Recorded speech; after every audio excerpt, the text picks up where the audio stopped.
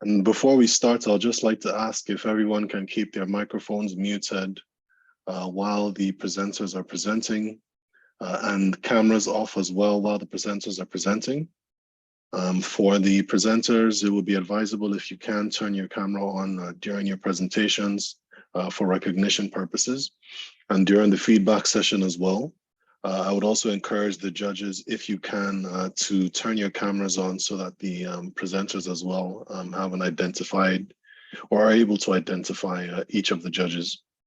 But again, we'll begin shortly in about 5 minutes. Just give us a few minutes. Thank you.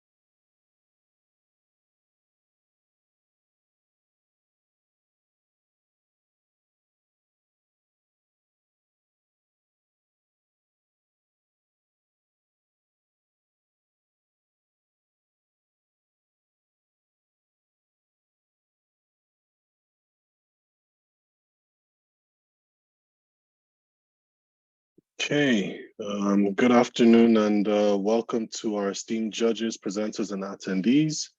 It is our pleasure to welcome you to the Spring 2023 edition of CASA Foundation's Pitch Masters Competition. My name is Jinisu, and it's an honor to be a host for this event. So today is day one, and tomorrow will be the second day of this two-day fully virtual competition. So please join us again tomorrow if you can, to show some support to each of our presenters who will be presenting then as well. So just to let you know that CASA Foundation will also be commemorating Africa Day on Thursday this week, May the 25th, 2023. So please join us if you can at the Grand Ballroom in the Toronto Board of Trade building. It's located on 100 Queens Quay East, Suite 1600 in Toronto. So if you need further information, please reach out to the CASA Foundation team, the office, and they will be able to present you with the required information you need. There would also be panel discussions, keynote presentations, and most importantly, relating to today and tomorrow's Pitch Masters competition. The winning presenters and their prizes will be announced and shared. So now I would like to introduce Dr. Olutoyin Oyelade, the president of CASA Foundation, to give some opening remarks. Dr. Olutoyin, are you available to give a speech? Give me one moment. Yes, I am. Okay. Yes, I am. Good afternoon again, everyone. It's such a joy, it's such a pleasure to be here and to welcome you all again to the Pitch Masters Batch 15. Pitch Masters Batch 15, which started in 2015. It's such a pleasure and it's such an honor. And the reason I clearly say this is because now we're on batch 15. This was a program started in 2015 as requested by members of the community to make sure that people have an opportunity to present their value proposition and to actually get in touch with investors and like-minded people that would actually be interested in investing in their businesses, their concepts, their ideas.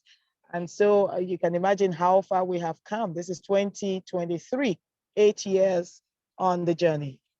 Today, we have pitches by about 30 small businesses, candidates who have actually gone through various sessions, the school, the Black Advisory Hub, Accelerator for small and growing businesses, and the EP Academy, which is also an incubator for SMEs starting up their businesses at the ideation and conceptual stages. And so having come this far, it gives us so much joy that TD Bank has taken an interest in entrepreneurs and small businesses like yourselves to encourage you and to motivate you towards the journey of starting your businesses or growing your businesses by the grants that are on the table today as prizes.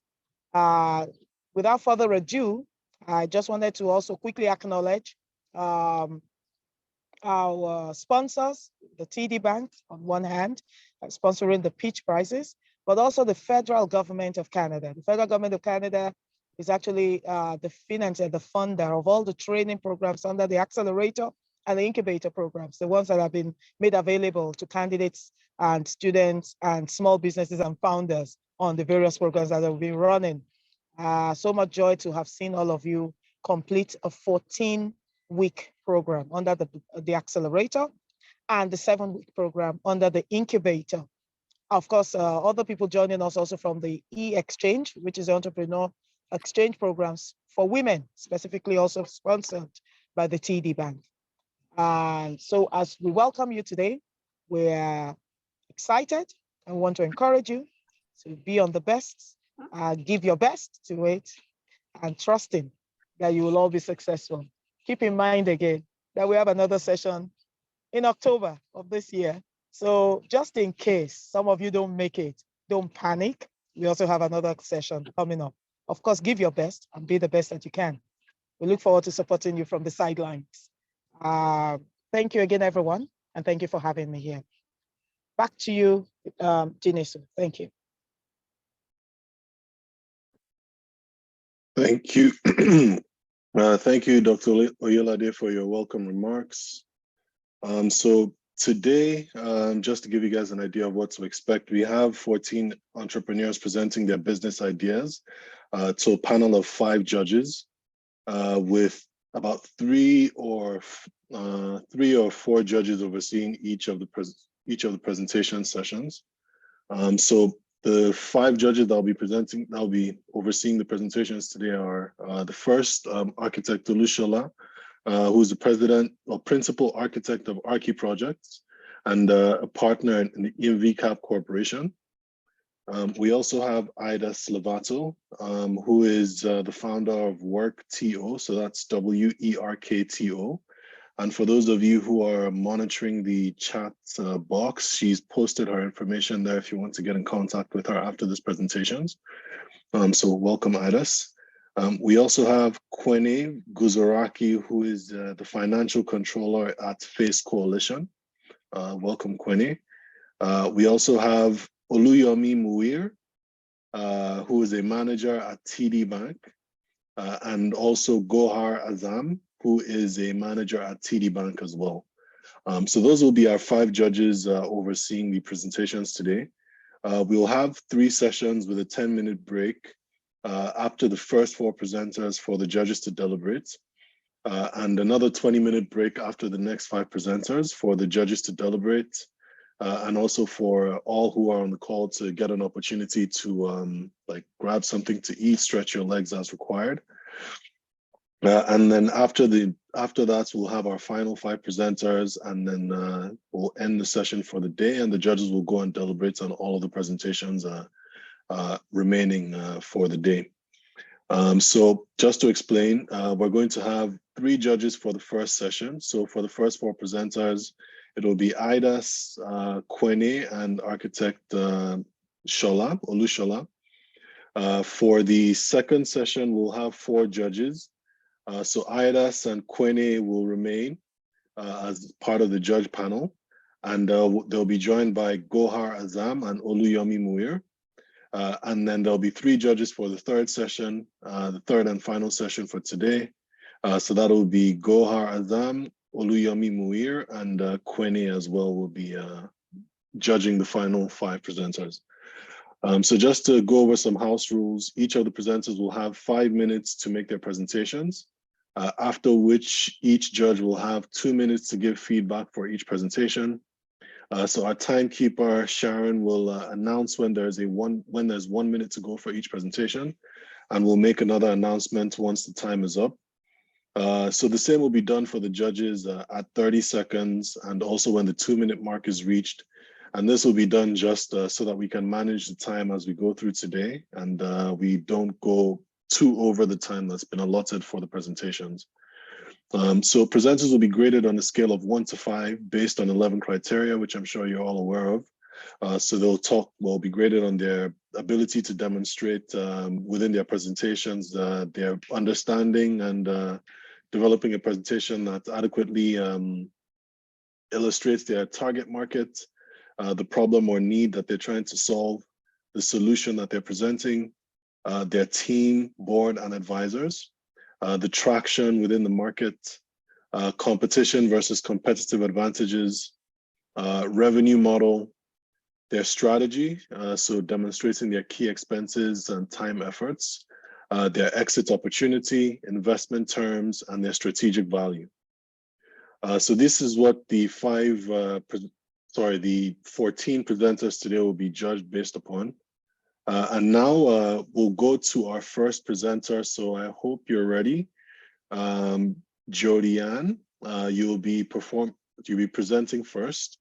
And again, just to remind everyone that please leave your cameras off and your microphone on mute while the presenter is presenting. And for the judges as well, and for the presenter, you can turn on your cameras during the feedback session, just so that the presenter knows who they're being advised by. So without further ado, we'll now call upon the first presenter, Jody Ann Campbell of Keep Wealth Melanated, so KWM. When you're ready to go, please share your screen, and you can also put your cameras on. Okay, there you go. So you can go right ahead, and the timekeeper will give you a notification once it's 1 minute to go and once it's 5 minutes expended. You can go ahead. Okay, thank you so much, everyone. I'm getting feedback. Give me 1 second.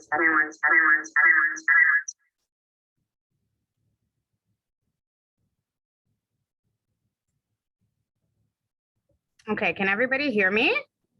Yes, no feedback anymore. Can you give me a yes or no if you can hear me? Yeah, we can hear you. Okay, awesome. I'm just gonna try to share this here now. Okay, thank you, everybody. Okay, awesome. So today I'm presenting on behalf of KWM. My name is Jody Ann Campbell.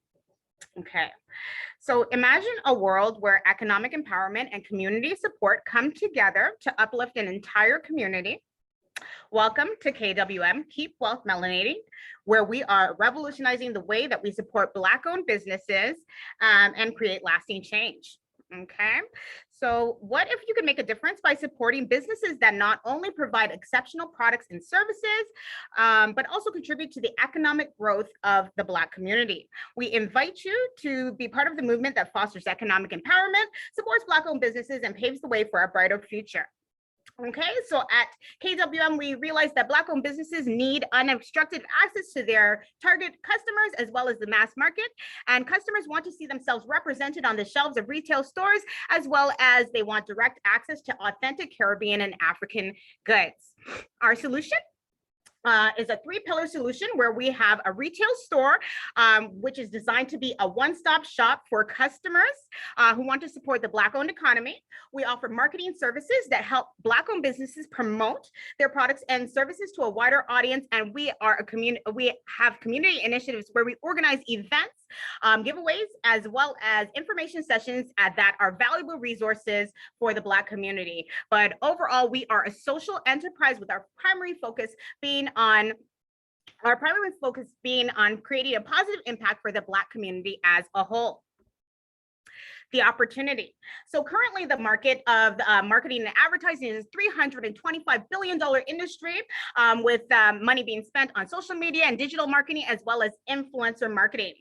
The retail industry is a $20 trillion industry, and over 21% of the global retail sales are also attributed to e-commerce.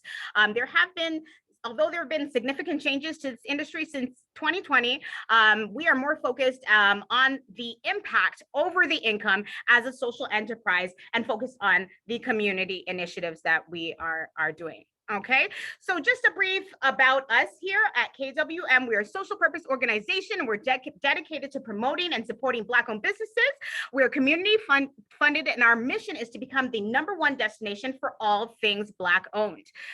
We provide a platform for entrepreneurs and consumers alike to connect, collaborate, and thrive, with our three core pillars being our retail store, our marketing and advertising services, and our community initiatives.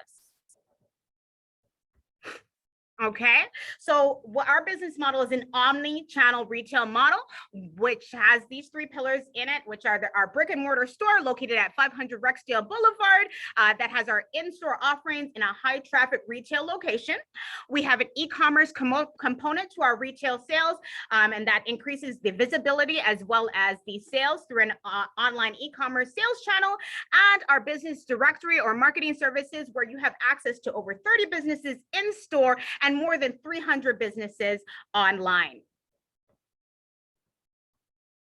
Okay, and we're just moving into our traction for the year. So KWM is 6 months in to our business, and so far in our first quarter, we were able to serve over 500 customers and netting gross revenue of over $43,000. And we will project that by the end of the second quarter, we'll serve over 600 clients with a revenue of $50K. So far in our 6 months, we have made $80,000 in gross revenue, and we project that by the end of the year, KWM, through the services that we offer, being the retail store, our marketing services, as well as our community initiatives and events, we will have a gross revenue of about $200,000 with our marketing plans to get our products and services to the market. 1 minute left. 1 minute left, no problem. Thank you. We anticipate that by the third year, we'll be projecting $400,000 in sales, with our key expenses being our marketing, our product development, as well as our day-to-day store operations. Okay, and to give you an overview on the team, there's myself, Jody Ann Campbell, who is the COO of KWM. I'm the former CEO of Malcolm's Choice with over 5 years experience working with Black-owned businesses and already operating a Black-owned business directory. And my partner, who is Anisha Hines, is the CEO of KWM. She is the former CEO of Koch Creatives with over 2 years in product development and event planning experience. And our expertise is going to contribute to the success of KWM moving forward. As for the use of funding, we're pitching today for $10,000 in funding, marketing. $1,000 would be attributed to marketing, which would be for radio ads, social media, and well as influencer marketing. We'd use $2,000 of the funds to bring on 2 employees, one to act as a store associate and the other for social media. The next portion. Time's up. Okay, no problem. So just wholesale and equipment are the last 2 use of funding. And thank you very much for listening to my presentation today.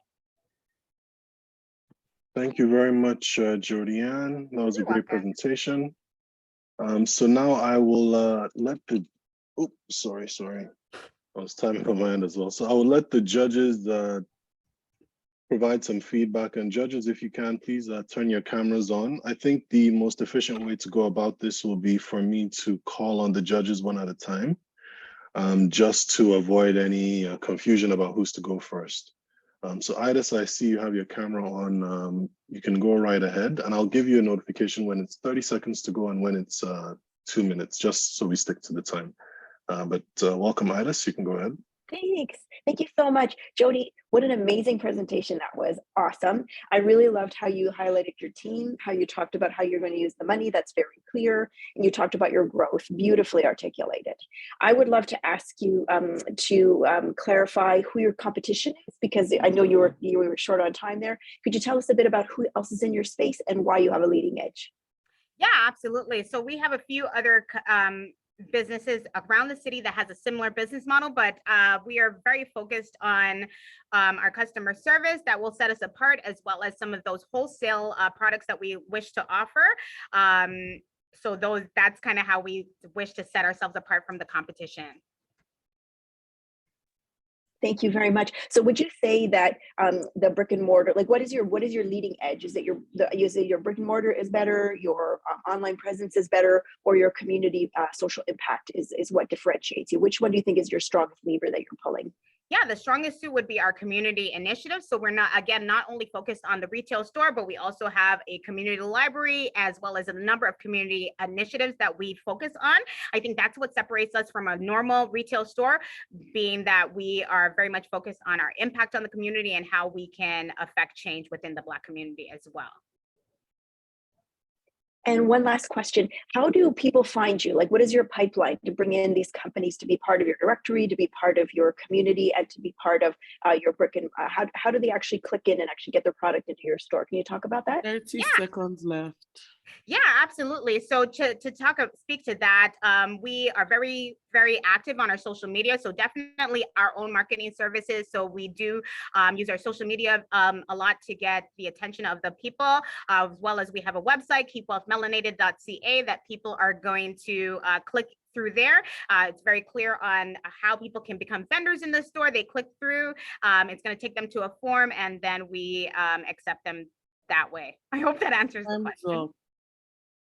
Yeah, awesome. Thank you. Thank you very much, Idas, and thanks as well for the responses, Jody. Architect Shola, you can go ahead with the questions and feedback. Thank you for that presentation. That was a very good one. You are very, very confident. That's very good for sales. I just wanted to find out, what's the uniqueness of your products? Sorry, can you repeat for me? Oh, okay. I wanted to find out what's unique about your products. What's unique about our products? Yes. So the things that we offer within our store are sourced from local Black-owned businesses and Black-owned entrepreneurs. So I think the uniqueness in our products is that we are supporting the local entrepreneur in the local market to increase their access to the customers that we're serving, but also they're very authentic in things that are catered towards our target market, being the Black consumers within the diaspora here in Canada. So if I get it right, so you are sourcing products from Black-owned industries. Yeah, Black-owned. Who are your customers? Who are you selling to? Yeah, we're selling to predominantly Black consumers that are located here in the Greater Toronto area. So people that maybe have recently immigrated to Canada or are looking for things that are kind of close to their home, their heritage, their culture, and they're able to find kind of cultural items here at our store.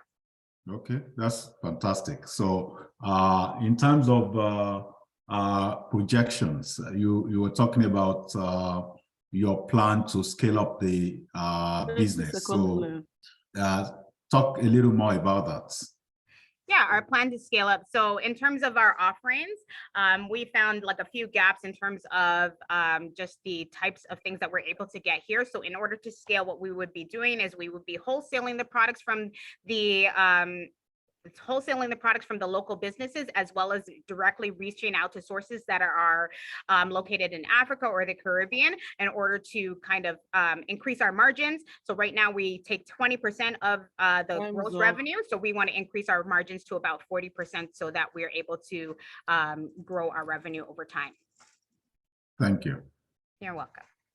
Thank you for the feedback, Architect Shola. And next, Quenny, if you have some feedback and questions, I'll let you go right ahead. Hello, Jody. Nice presentation. Very nice presentation. Hi, I'll give you my negative feedbacks just so you can improve on it in the future. So going straight right ahead. I don't know if you noticed, but you didn't want time to specify a product. Okay. So I see you have a lovely store right behind you, but we don't even know like exactly, without us looking at the products, we don't even know what you're selling. So just focus on your products, because if you have nice products, you want to focus on them. And then you said your mission is to pretty much provide all things Black owned. So all things Black owned, that's a big mission. That's literally all things Black owned. Yeah. So focus really on a mission that suits what you're providing to customers. Okay. Because if I was to ask you, do you sell food, for example? If you're going to ask me what I sell, for example. You sell food. You sell food. Say one more time. You sell food, Black grocery food. Oh, do we sell food? Okay, sorry. So not just yet, we don't sell food. However, in our plan, we do project to get a fridge and be able to offer some of those food items as well. Perfect. So when you're providing, what's very important is when you're providing, when you have a shop, right? You want to target, you want to have a target market. You don't try to focus on the entire Black organization or the entire Black population. You're not going to be able to, because you're still small, right? You're trying to grow. So you want to have a specific target market, so you can focus on a specific niche. That way, you know that the customers you're receiving are always going to come back. If you sell food, you sell clothing, you sell different type of things, well, it kind of confuses some individuals. So they might just come to your shop and they might not find what they need, right? Because you're not going to be able to specialize in all type of Black type of food or all Black type of wares or whatnot, right? So your target market is Black individuals. That's perfect. You spoke about that. Your problem and your needs. You want to mention why this is actually a problem and how you're going to address this problem. Your solutions were very generic. Try to spend less time talking about generic activities like general information and focus really on your business. That way you have time to go through everything. Okay. Okay. Thank you very much. Presentation. Thank you. Thank you so much, everybody. Thank you very much for the feedback, judges. Thank you for the feedback, Quenny. And thank you as well for your presentation, Jody Ann. So up next, we'll move on to the next presenter. So I apologize, I should have announced this as I was announcing Jody Ann, so you're ready. But the next presenter is Petra Grant of OKG Digital Marketing Agency. So you're going to have 5 minutes to make your presentation, and then we'll follow the same format with the feedback from the judges. So Petra, whenever you're ready, you can share your screen, present your presentation, and also turn your camera on as well for more visibility. After Petra Grant, the next presenter will be, and I apologize if I'm mispronouncing this, Asa Jones of Care Savvy. So Asa Jones, please get ready for once Petra is done, you'll be up next. So Petra, whenever you can take control of the screen.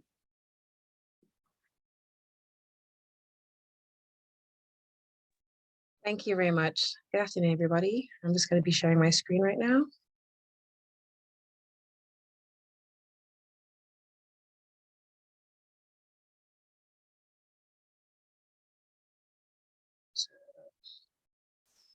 I have a dream. These famous words were said by Martin Luther King Jr.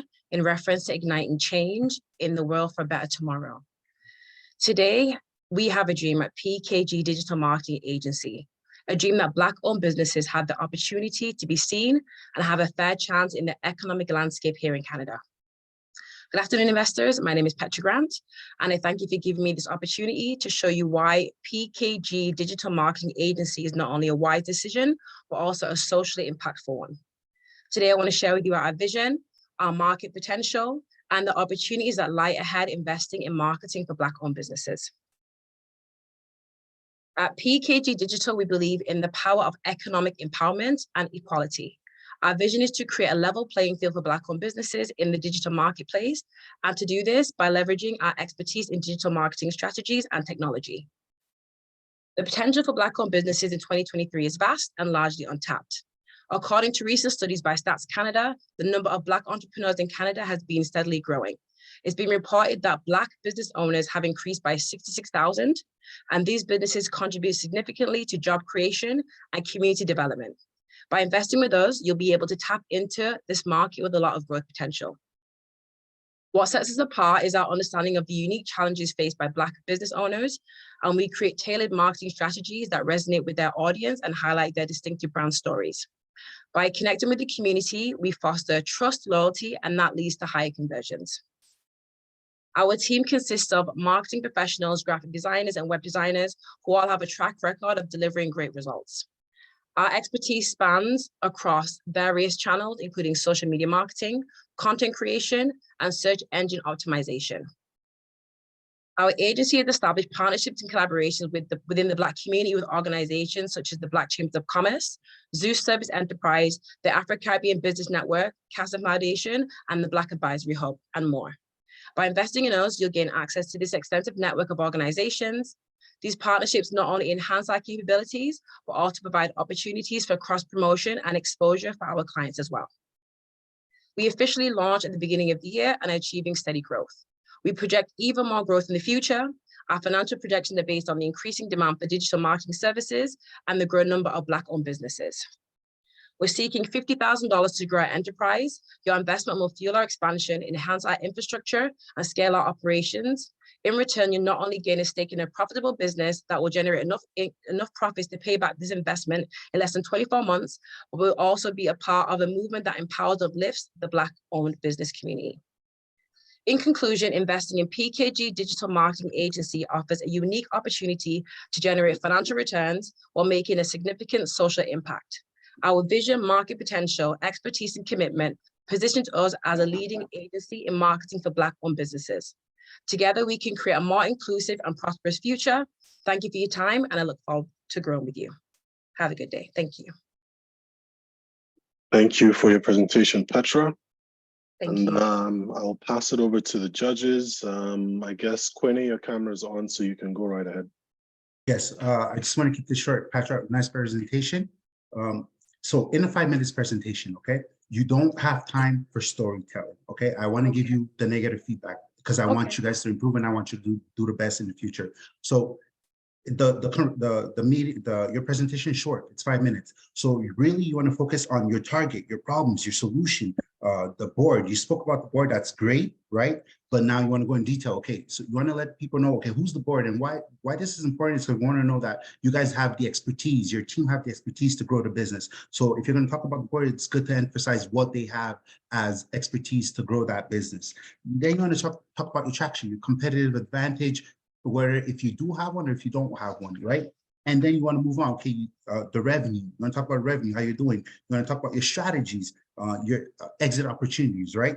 And then your investment. You mentioned that you have 50K, you need 50K, and you want to use this in the next 24 months. And you're going to be able to pretty much grow your business in the next 24 months. So if you're going to be able to grow that business in the next 24 months, you want to talk about how you're going to grow that business and make sure that we're confident that, okay, in this next 24 months, you're going to be able to achieve what you're saying you're going to achieve.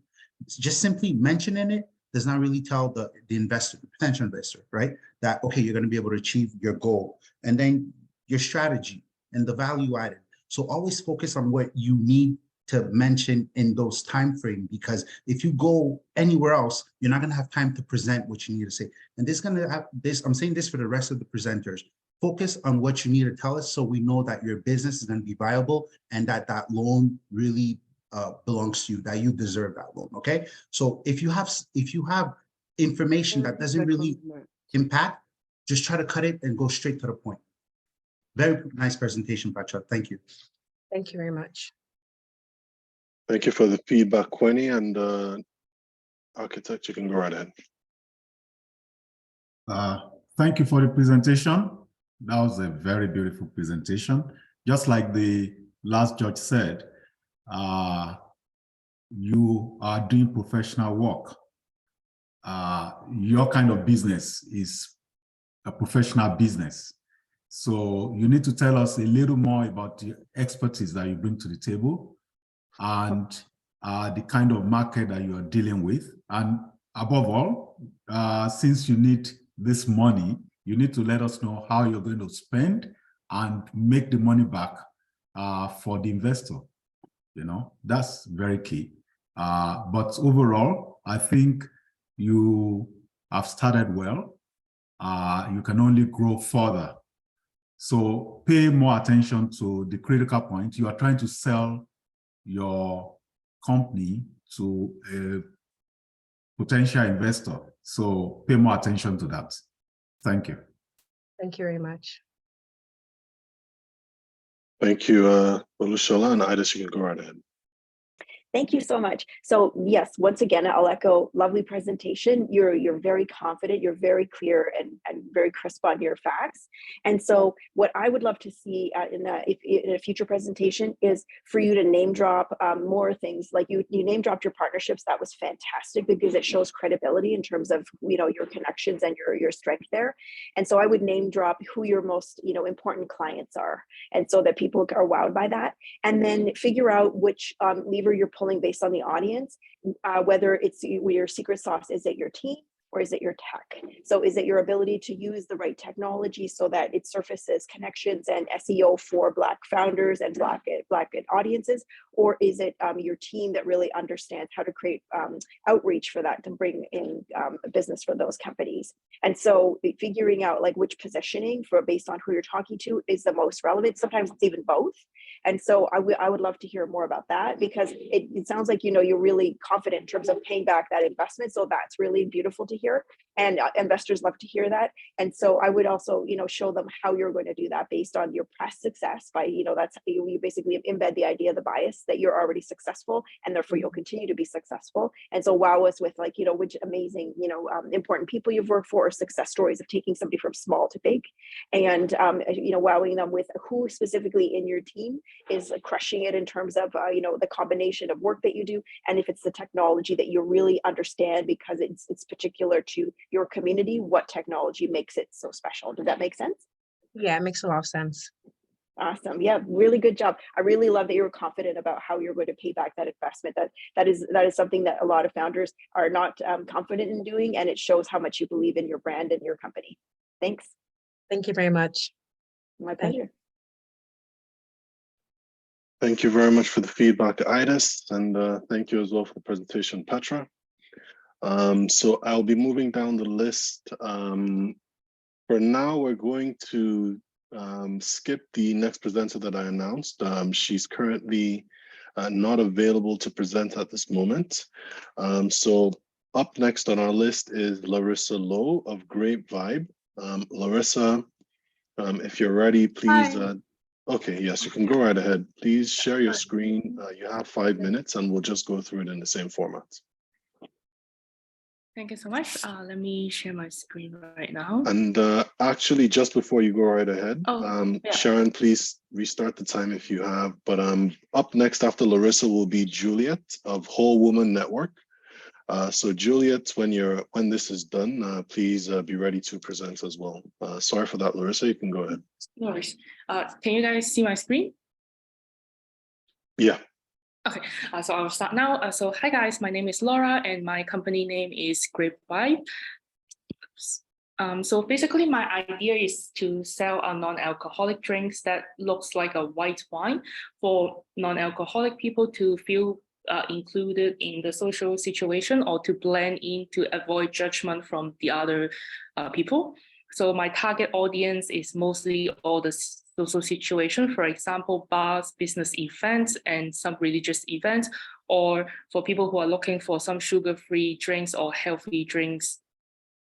So I've did some market research. So in the market, my competitor mostly are from like the famous brand 0% non-alcoholic drinks. And the second one is the sparkling water.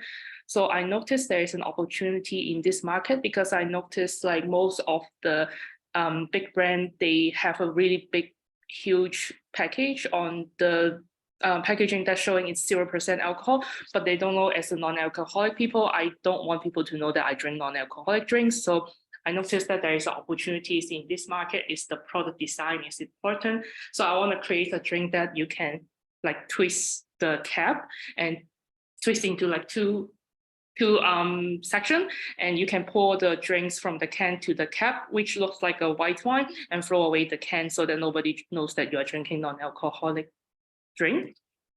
And so I have estimated like some of my setup costs. Like from my idea, I would like to like get some grape juice from some local Ontario wine factory so that they can provide us some fresh grape juice. So usually for one batch with a bottling packaging included, it will be around like $145 in total, 26 bottles.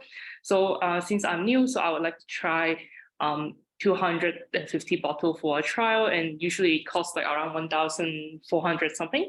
So for the storage, I would like to store in my home basement, which is free. Yeah, so, and I also need to have like a website to showcase my product, and usually it takes around $20 per month for the domain and everything. So about the marketing and promotion for my brand, my idea is to, I know nowadays everyone is using TikTok and social media, and for the TikTok ads, the minimum payment is like $500. So usually every $10 is around 1,000 views. And I would be also sending like some free drink sample to the influencer to help me to create like some content creation.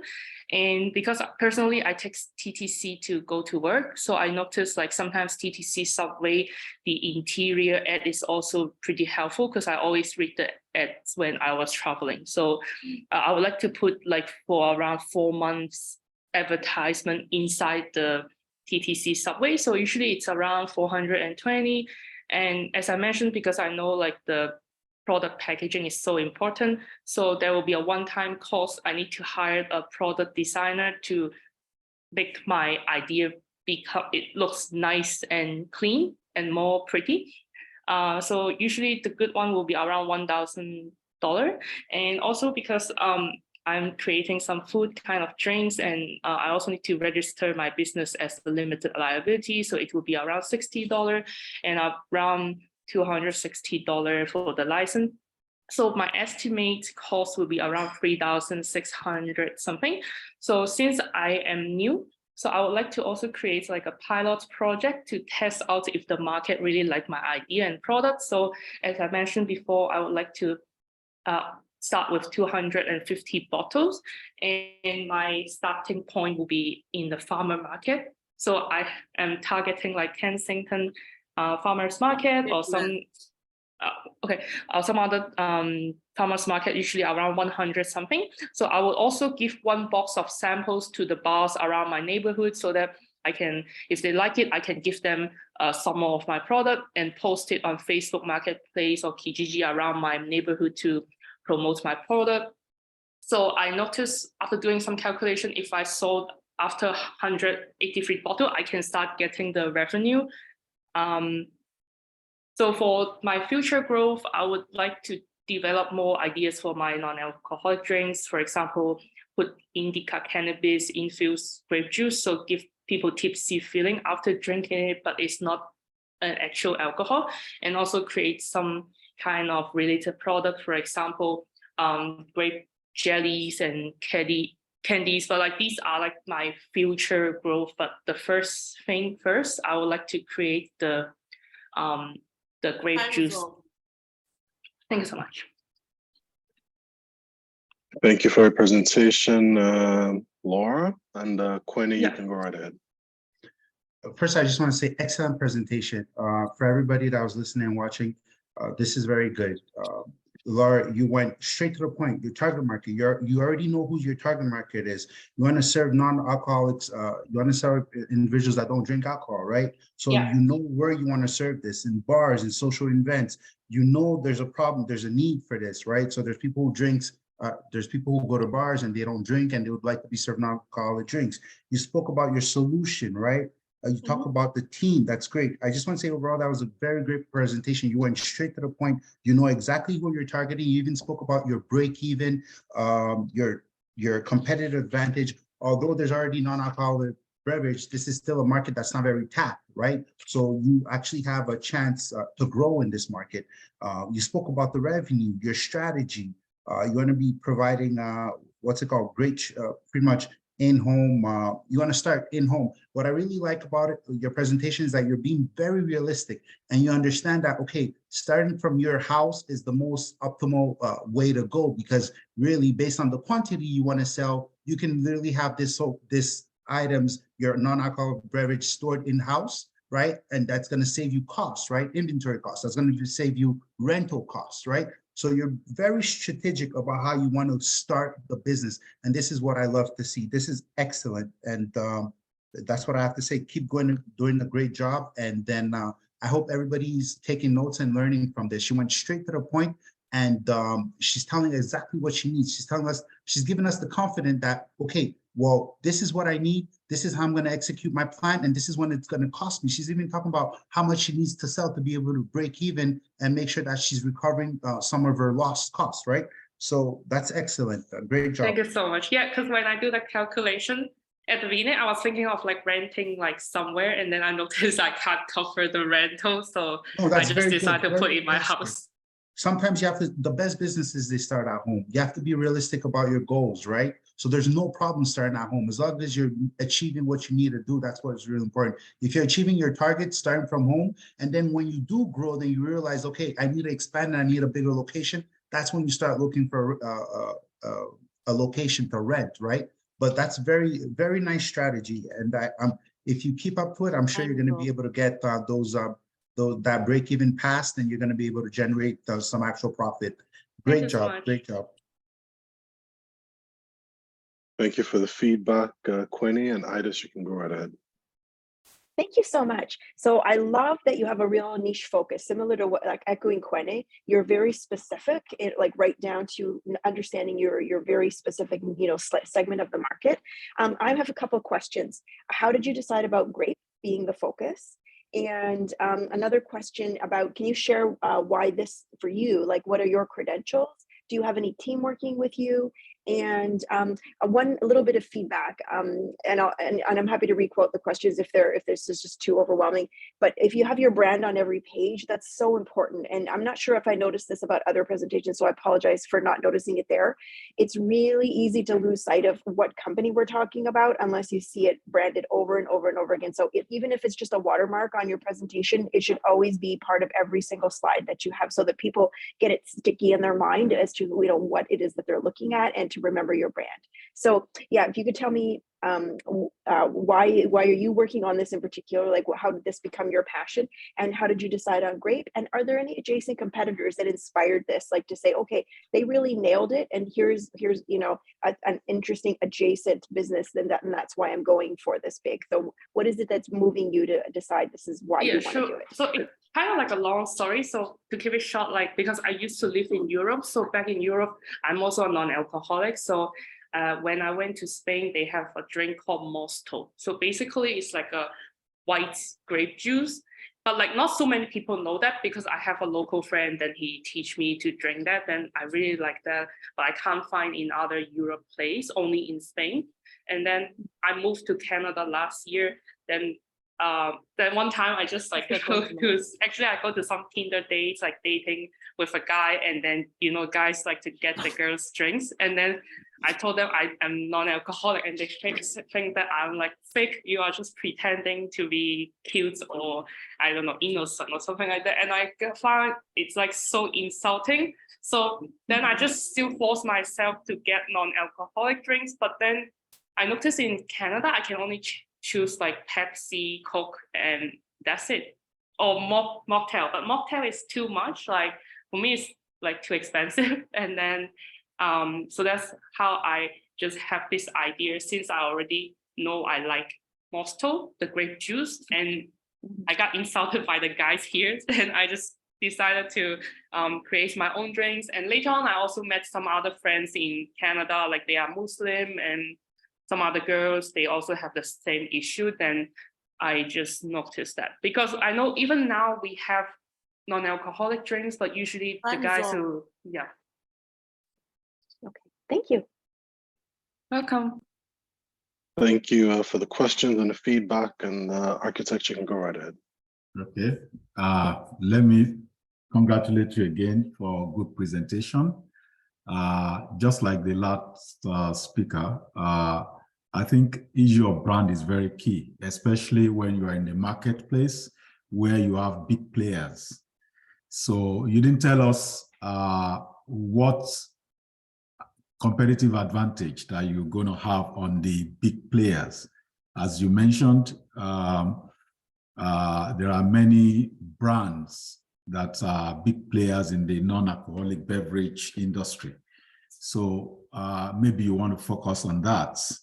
I like the idea that you are very focused about your plan in terms of cost planning, how much you need to set aside, how much you need to market and all that.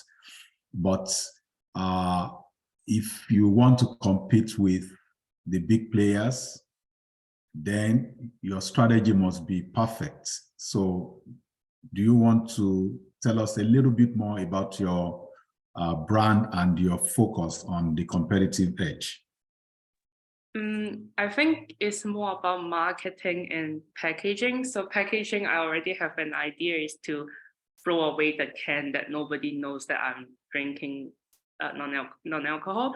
And for marketing, my plan is to, because at the beginning, I don't have much money for marketing. So my idea, because my friend always say that I have crazy story, something like that. So my plan is to become like because I don't want to spend, technically, I don't want to spend money on influencers. So I decide I will be the influencer, is to create like TikTok video about my journey, about my business, and so that people can know like how I create a brand from zero to something. And also my focus is to create like Ontario made Canada brand, something like that. And I can also work out on the packaging, create some kind of special package that the tourists will, when they come to Canada, they can buy my product, something like that. Okay. Anyway, one more last thing to note is that if you are in the food industry, you need some clearances from the government. I hope you are also paying attention to that. This one, I will thank you for your reminder, but this one I will keep an eye on it. Thank you. Thank you for the feedback, Architect Olushola, and also for the presentation, Laura. So up next, we're going to have Juliet Onido of Whole Woman Network, after which we'll take a 10-minute break for the judges to deliberate on the first 4 presenters. So Juliet, when you're ready, you can go right ahead. Right. So good day, everyone. I'm really excited to introduce the Whole Woman Network team. Our Chief Operations Officer is Diana Barrico, and I am Juliet Kego Umonido. I'm a licensed financial advisor and a certified leadership coach. Now, Whole Woman Network is a startup membership-based cooperative. And what we do is we deliver culturally informed financial resilience and leadership programs. And we also offer peer-to-peer loans to BIPOC women and youth. The problems that we're trying to solve is a poor financial literacy culture and mental health crisis associated with economic anxiety that's faced by BIPOC demographic. And of course, the chronically poor numbers amongst educated immigrants and the lack of access to capital that's faced by women entrepreneurs, Black women in particular. Now, these challenges also present for us great opportunity. The global coaching industry is valued at 9.3 billion. That's for leadership coaching. And the Canadian market share of that is 902 million. Women account for 77% of this target market in North America. Based on our financial projections, in 5 years, we'll be able to have 0.09% of that market. Increasing immigration also leads to increasing international students. And so there's a target market that focuses on youth and a sub-segment of B Corp, educational institution, social purpose organizations, and the cooperative sector, which we're really plugged into. Our solution is simple and yet innovative. We provide ROSCA-based Indigenous Afrocentric financial resilience programs. What is ROSCA? The Rotating Savings and Credit Associations. You may recognize it by the cultural terms. In Nigeria, they're called Esusu. In Jamaica, partner. In Persia, they're called Sanduk. In India, cheat funds, and so on. So basically, we move our target market from working in silos to a solidarity model. We improve their overall well-being, reduce social isolation and economic anxiety. We provide these leadership and business trainings based on cooperative principles, and our peer-to-peer loans meet their cultural, business, and religious needs. Our traction so far is that we have 35 clients already. We've been able to raise from our founders' equity, $69,000. We have a targeted list of 172 people that are ready to do business with us. We've secured key partnership. One, a technology platform that is CDIC insured to deliver our ROSCA programs, a Francophone cooperative that allows us reach into French-speaking Canada. And of course, Paro Women's Enterprise. It's the largest peer-to-peer lending social enterprise in North America. We're also plugged into an ecosystem of stakeholders that provide ongoing support. Our business model is a subscription-based service. We offer this to B2B and B2C clients.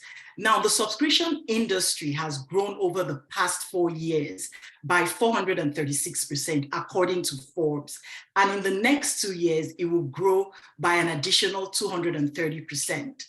We offer also an upsell for fee-based leadership and financial literacy services. And that goes all the way from introductory all the way to advanced, from 2,000 to as much as 12,000. And of course, the consulting services that we offer. Till date, our revenue is $82,000. And this is just in our pilot phase. The expenses over that same period is $54,000. Our customer acquisition cost for B2B is $625, while for B2C is $178. And we project a revenue growth of 497% in the next 3 years. Overall, to meet our 3-year milestone, we need $250,000. We've raised some of that. Today, we're asking for $100,000 for 1% equity in our business. The payback is 10% in dividends, starting from the 3rd year. And then a $40,000 loan that will be repaid over 5 years at a rate of 8.7%. And that's taking into consideration the Canadian inflation rates and interest rates. The use of funds is outlined on the screen. The key thing I want to focus on is that CASA Foundation funds, where we to get it, will be applied to our immediate needs, a website upgrade and targeted community outreach to onboard our 172 people that are ready to do business with us so that we grow revenue. These are our milestones, and I'll leave you with a testimonial, open to all the questions that you may have. Thank you. Thank you for the presentation, Juliet. So I'll just pass it over to our judges now. And I see Quene, you have your camera on, so you can go right ahead. First of all, I just wanted to say great presentation. Great presentation, Juliet. This is amazing because we don't see Susu everywhere in our day and age. I recognize it as Susu because I'm actually Nigerian as well, right? So first, you have your target audience, right? You want to focus on Black women, and we all, well, from anyone who knows Susu knows that it's Black women who are more engaged in Susu.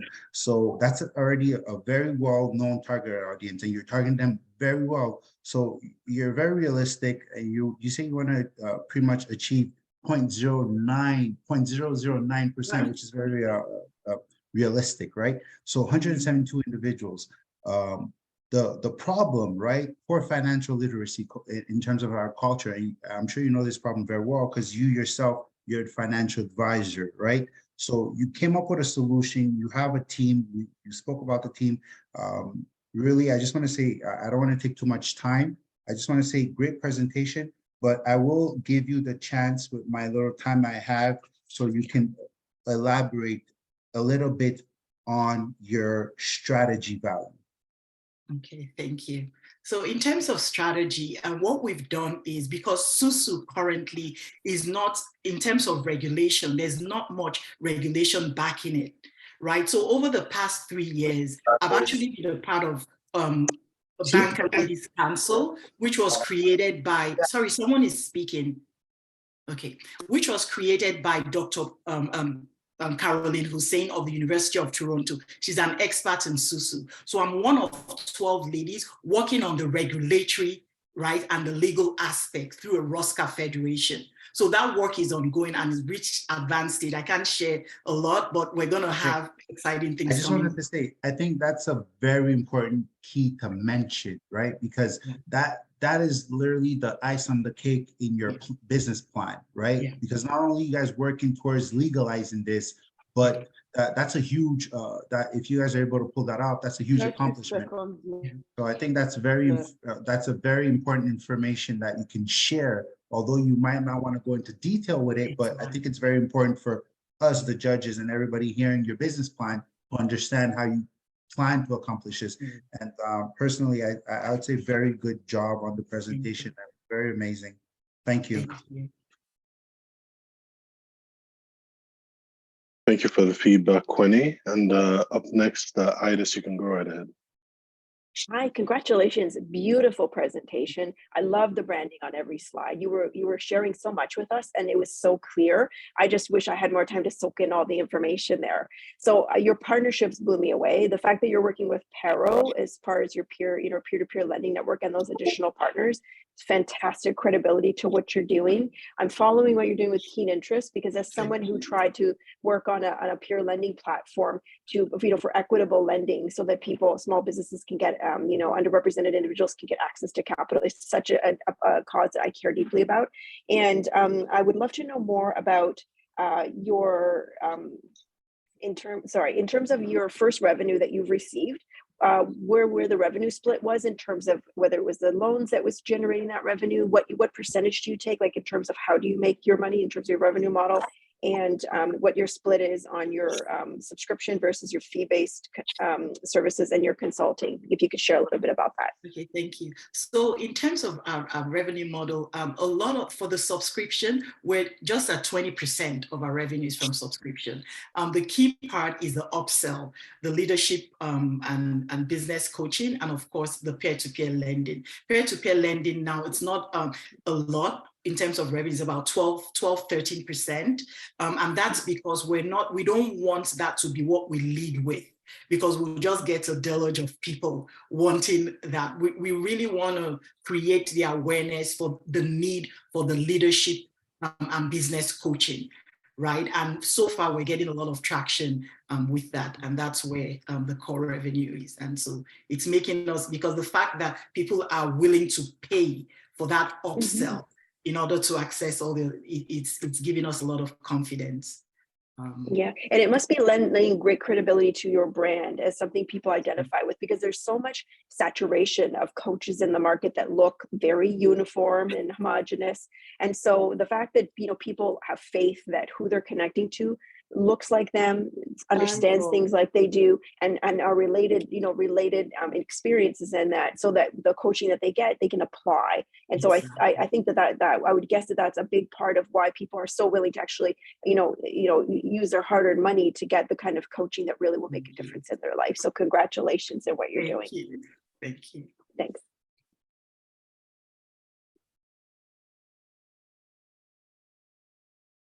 Congratulations, go. Juliet. That was a very confident presentation of your company. One key thing, be mindful of time. Time is also very important when you are presenting your ideas. Maybe in another panel, they may not be as lenient as you got it today. Beyond that, I wanted to also ask you, you know, the line of business that you are in is actually based fully on trust. Yes. So maybe you need to give us a bit more testimonials of the work that you're doing, how I see from your charts and all that is gaining traction, but how do you plan to keep the reputation, and what are the things that you have put in place to maintain the trust that you have? I mean, that the people have in you, so that your company can continue, because just a slight in that particular arena can bring everything crumbling down. So you really want to put something in place to ensure that it's really, really tight, that that's a no-go zone. So, can you talk thank a you little for bit that. more about that? Yeah. Yes, we're going to do that. So right now, the technology platform that we're working with, we ensure that is a CDIC insured. 30 seconds left. Oh, sorry. I think someone else was speaking. No, you can go. There's have 30 time. seconds left. Yeah. Okay, no, so I said Wovio, which is the technology platform that we're working on, is specifically built for Rosca, and they are CDIC insured. Also, they have a partnership with Equifax. So anyone coming on our platform has to register, have their SIN. And when we do our Isusu program, we have a built-in trust mechanism where those that are receiving their funds get it. And we deal with all the back-end work, right, that has to do with building trust and ensuring dependability and reliability. And a lot of what we do also is making sure that we're integrating with all the ecosystem partners, right? And because that way we're building trust with leaders in the community, ensuring there are terms of agreement and on the principles, on the values, and having all the regulatory frameworks that with the work that we're doing with Dr. Hussein is to make sure that we do exactly that, not allow room for trust to be eroded and to build real. Thank you very much. Thank you. Thank you very much for the presentation, Juliet, and also for your feedback, Architect Olushola. We do have one of the judges who was slated to give feedback on the second session. And I want to get a sense of if you had an opportunity to listen to Juliet, and also want to provide some feedback to her as well. So Oluyomi, do you have any feedback for the presenter who just went up, Juliet? Or otherwise, we'll just go on our break and start the next session within 10 minutes. Unfortunately, I do not. I was having technical difficulty logging into Zoom, so I came in at the end of the presentation. Sorry about that. Okay, not a problem. So we are we're about through the first presenters. So the first 4 presenters have gone up. Thank you very much to each of you who presented. So just to go over it again, the first presenter was Petra Grant of PKG Digital Marketing Agency. The second presenter, first presenter was Jody Ann Campbell. I apologize, Jody, of Keep Wealth Melanated, KWM. And then we had Petra Grant of PKG Digital Marketing Agency. After which Larissa Laura of Grape Vibe made her presentation, and Juliet Ume Onido of Whole Woman Network also just presented her business as well. So up next, the judges will be going into a separate Zoom call as provided earlier to evaluate the performances of each of our presenters. So that would be Architect Olushola, Idas, and Kweni. And they'll be led by Ibere, one of the CASA Foundation team members. So judges, please let us know if you have any issues accessing the link or with anything else at all, and we will work on it as soon as we can. So the time is currently 2:15 p.m. We will return to our schedule as expected within the next 10 minutes, so about 2:25. And up next will be Natalie Gowie of Nabad Consulting. And once we get back from the break, Natalie's presentation will be going on. So thank you, and I'll see you in another 10 minutes at 2:25 on the dot.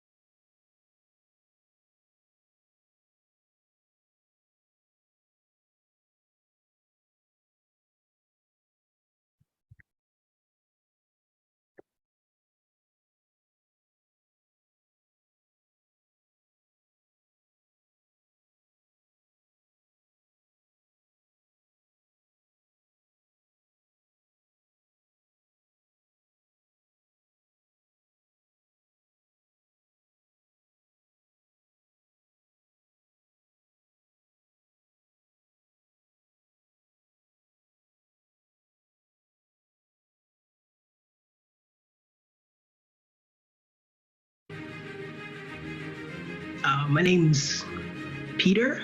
Hi, everyone. My name is Roxanne Tracy. My name is David Onyalo. Hi, everyone. My name is Latoya Reed. I am a teacher turned clinical social worker. And for the purposes of the bootcamp, I'll specifically talk about two organizations. One is Onyx Energy Solutions Company, which is... Thank you. I'm glad to be here. I'm hoping to learn a lot in terms of pitching my business and bringing my business to the next level.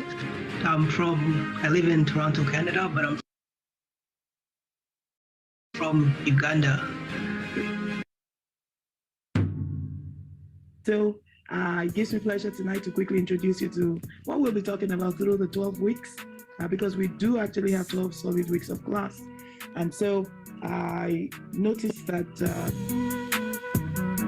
every time I participate in this, it actually gives me energy to hear that all of you are pursuing something. And before I even start into anything, keep at it.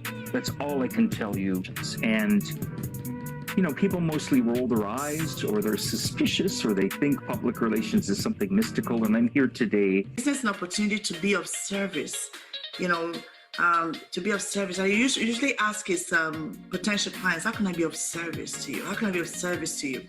I remember what I said earlier about the fact that whenever I want to ask people online that you can ask questions to, you pay something like $50-$60, and they're there online if you need to ask questions. That's a good one. So I would always advise that savings should be coming from net profits, but interest payments should always be in the income statement. So sometimes, because it's not an expense, right? As and when you go, because the business plan actually becomes more solid and more informative once you've actually gone through a particular.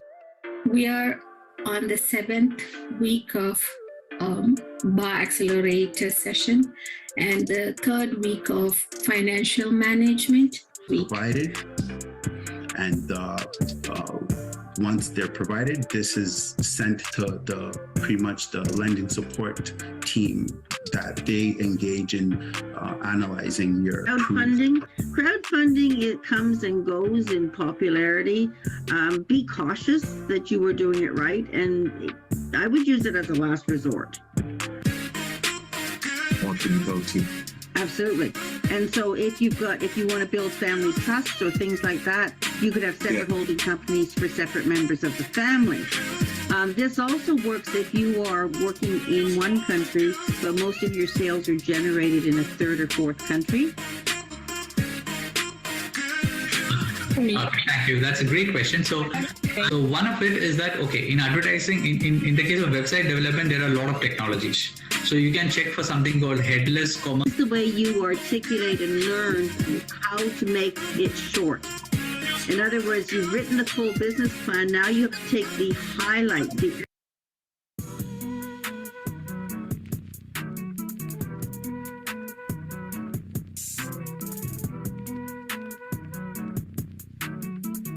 And I speak from my heart.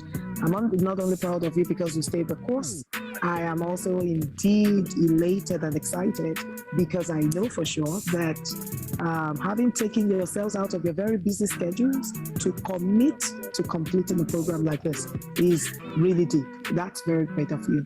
Experience, and I appreciate all of you guys for what you've done to put this program together. I've learned a lot. Say how inspiring it is to see our community coming together and supporting each other. In my first anything of this kind, even though I've been in business for a number of years, I never had anything structured or people like seeking to intentionally pour into me and help me. Self-will, and it also takes a tremendous trust in yourself that you can do it. And I see the journey starting, I see the journeys continuing, and kudos to all of you for taking the risk on yourself.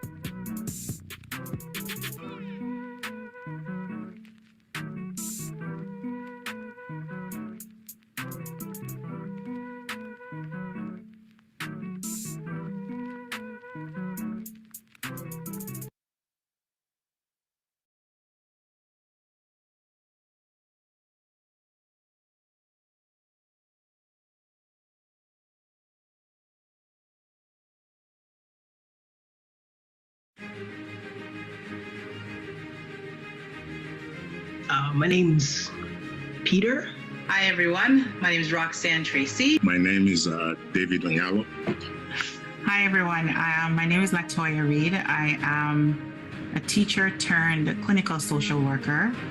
And for the purposes of the bootcamp, I'll specifically talk about two organizations. One is Onyx Energy Solutions Company, which is... Thank you. I'm glad to be here. I'm hoping to learn a lot in terms of pitching my business and bringing my business to the next level. I live in Toronto, Canada, but I'm from Uganda. So it gives me pleasure tonight to quickly introduce you to what we'll be talking about through the 12 weeks, because we do actually have 12 solid weeks of class. And so I noticed that every time I participate in this, it actually gives me energy to hear that all of you are pursuing something. And before I even start into anything, keep at it. That's all I can tell you. And people mostly roll their eyes or they're suspicious or they think public relations is something mystical. And I'm here today. Business an opportunity to be of service, to be of service. I usually ask is potential clients, how can I be of service to you? How can I be of service to you? I remember what I said earlier about the fact that whenever I want to ask people online that you can ask questions to, you pay something like 50, 60 bucks. And they're there online if you need to ask questions. That's a good one. So I would always advise that savings should be coming from net profits, but interest payments should always be in the income statement. So sometimes, because it's not an expense, right? As and when you go, because the business plan actually becomes more solid and more informative once you've actually gone through a particular. We are on the 7th week of Bar Accelerator session and the 3rd week of financial management. Provided, and once they're provided, this is sent to pretty much the lending support team that they engage in analyzing your crowdfunding. It comes and goes in popularity. Be cautious that you were doing it right, and I would use it as a last resort. Absolutely. And so if you want to build family trusts or things like that, you could have separate holding companies for separate members of the family. This also works if you are working in one country, but most of your sales are generated in a 3rd or 4th country. Thank you. That's a great question. So one of it is that, okay, in advertising, in the case of website development, there are a lot of technologies. So you can check for something called headless commerce. It's the way you articulate and learn how to make it short. In other words, you've written the full business plan. Now you have to take the highlight.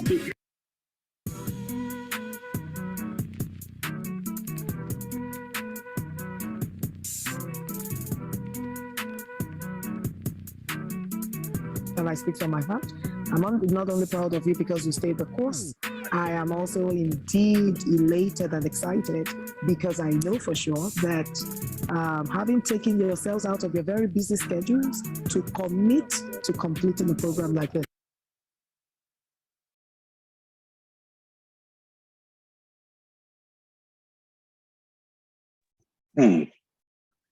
Okay, thank you guys for your patience.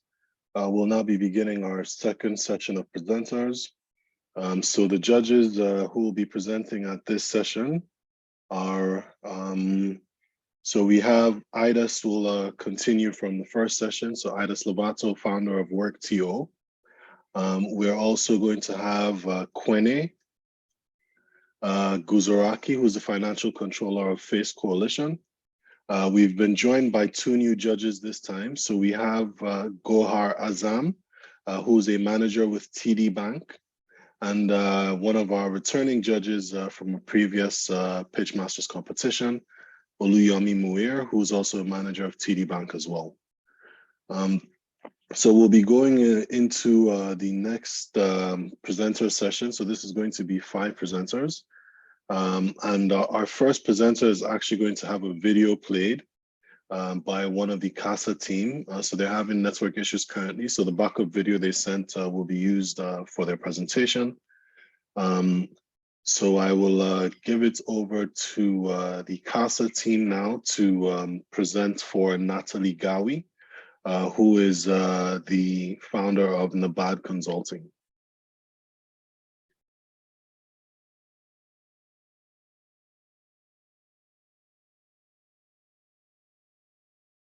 Good afternoon, everyone.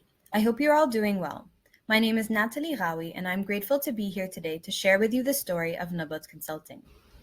Before I begin, I would like to ask you all to close your eyes, take a deep breath, and feel into your body.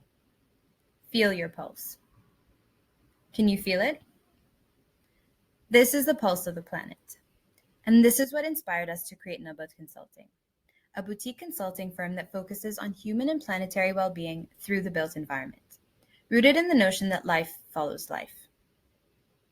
I'm Natalie, an architect and urban planner turned sustainability consultant, and the founder of Nabat. I have been blessed with the business development support of my father, a mechanical engineer with experience and connections in the field. Globalization has taken the world by storm, and urban population has been rapidly increasing, creating the need for a dense and growing built environment, one which has led us to a whole host of major concerns, including the growing climate, biodiversity, and health crises. Research done by the Well Building Institute and the Mayo Clinic has shown that the spaces where we work, learn, live, and play can have a significant impact on our health, being a major determinant of chronic illnesses. I think we all got a bit of a taste of that during the pandemic. We have awoken to the fact that what we do to the natural world, we do to ourselves. And this is what we focus on at Nabat. And what sets us apart is our extensive expertise in our accreditations and our alignment with the UN Sustainable Development Goals and industry best practices. Utilizing our connections in addition to our unique approach, which addresses the inseparable overlay of narrative and experience. We manifest our passion through a variety of offerings, primarily the human and planetary wellness consulting services. These are elevated by our ability to guide projects to achieving one or more sustainable design standards. As well, we acknowledge that the nature of our work is life-centered, so we specialize in making dense information relatable, bringing projects to life through narrative and spatial storytelling, and facilitating online and offline spaces for experiential education. We aim to utilize a tiered approach to offering our values, with our lead magnets drawing people in, then building on the value-based and educational assets which we hope to start sharing more of, in order to secure and inspire clients to work with us more intimately through our consulting services. As well, to promote our services, we aim to use both online and offline marketing strategies and are looking to grow our online presence. With the introduction of digital marketing and the online courses, we anticipate that our sales will increase about 50% in the next year and double in the year after. This is based on the rising interest in the green building industry, as the global green building market is growing at a compound annual growth rate of 9.5% and is projected to reach $13-12 billion in revenue in 2030, and the Canadian market approximately $150 billion. To keep up with this urgent need and unprecedented growth, our ask for $5,000 will be put forth towards building our online presence and growing our audience by hiring a digital marketing specialist, sustaining our current efforts through the software and platforms we use, and regenerating our income streams by purchasing the platform needed to sell our online courses for a 2-year period. The green building industry can have a profound effect on the environmental factors affecting climate change, all the while improving rental rates and asset values, in addition to aiding with physical and mental well-being. As research shows that regenerative design in the built environment can reduce stress and anxiety, improve immunity and cognitive performance, and speed up recovery. We are nature, we belong to nature, and together we can co-create a world that works for all of life. Thank you. I would love to answer any of your questions.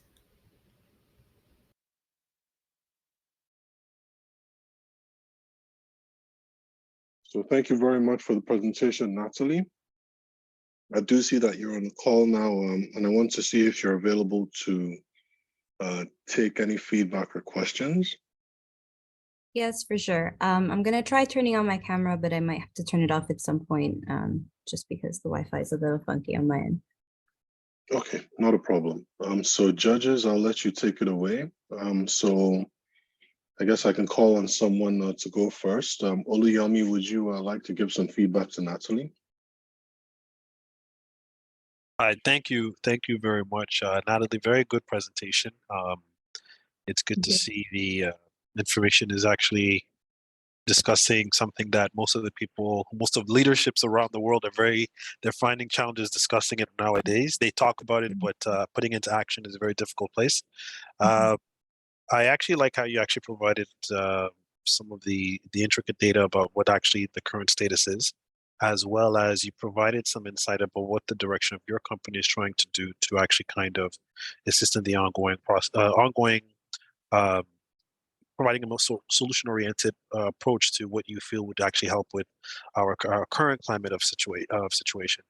The question I was going to actually ask is, with the wellness, can you please explain again, how does it connect back into when you explained the beginning part of the data where it explains the current status about how we're trending currently? Like, how does the wellness connect with that? I just want to kind of reconnect on that part if you don't mind me asking.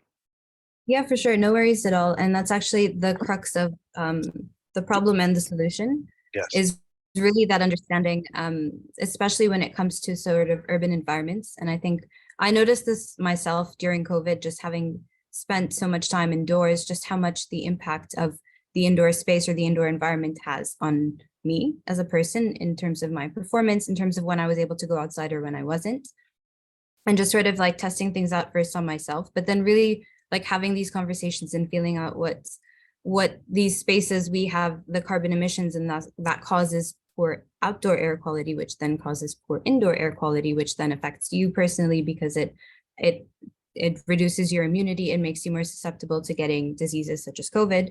And on top of that, it does decrease cognitive performance and increases the amount of stressors on the body itself. So just really noting that impact of where we occupy, the spaces we occupy, and the kind of like the circulation in between, so the cities themselves, as well as our indoor spaces, and seeing that link, but also noting just how much recent extensive and past extensive work has been done on the impact of nature on our health and well-being, and just even having indoor plants or just access to daylight and being able to match circadian rhythms through the space, through the indoor environment is really key for health and well-being. Okay, thank you. I just wanted to kind of just wanted to get the tie-in point to see where they connect, but you explained that very well. I appreciate that. One more question. I can't remember. I may have missed it, so I just please do apologize. Was there any data collected on this? Like, was it from the? Sorry, I think we're timed. Sorry, my apologies. I just had a question. Is it okay, Sharon? Is it okay? Sure. You can go ahead and wrap the question up. Yes. Okay, yeah, sure. Was there just a question? Is there any data tied into that anywhere that I could look up? Yeah, I could actually share all of that. So we are, like, as a well-accredited professional and working within the Well Building Institute, they have actually partnered with the Mayo Clinic to do something called a Well Living Lab, which they've actually tested these principles and these concepts and have developed a standard based off of that. So that can be applied to buildings and cities. And so what we try to do is just to make things accessible so companies don't necessarily have to pay for getting accredited or certified through a building, but our knowledge and the fact that we have studied and kind of looked through and applied these principles for certification gives us this understanding of what kind of principles could be applied on projects themselves, whether or not they're choosing to certify, but just kind of creating that baseline that accounts for well-being when the design is being developed and then sort of constructed as well. Okay, thank you. Just wanted to clarify. Thank you so much. I don't want to take too much time, but thanks for clarifying that. I appreciate it. Thank you. Okay, thanks for your feedback, Yomi. And I'll go to Gohar Azam. Gohar, do you have any feedback or questions for Natalie?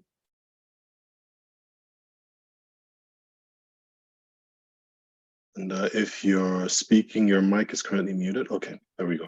Apologies. No, I understand that you have accreditations. I find a very good presentation.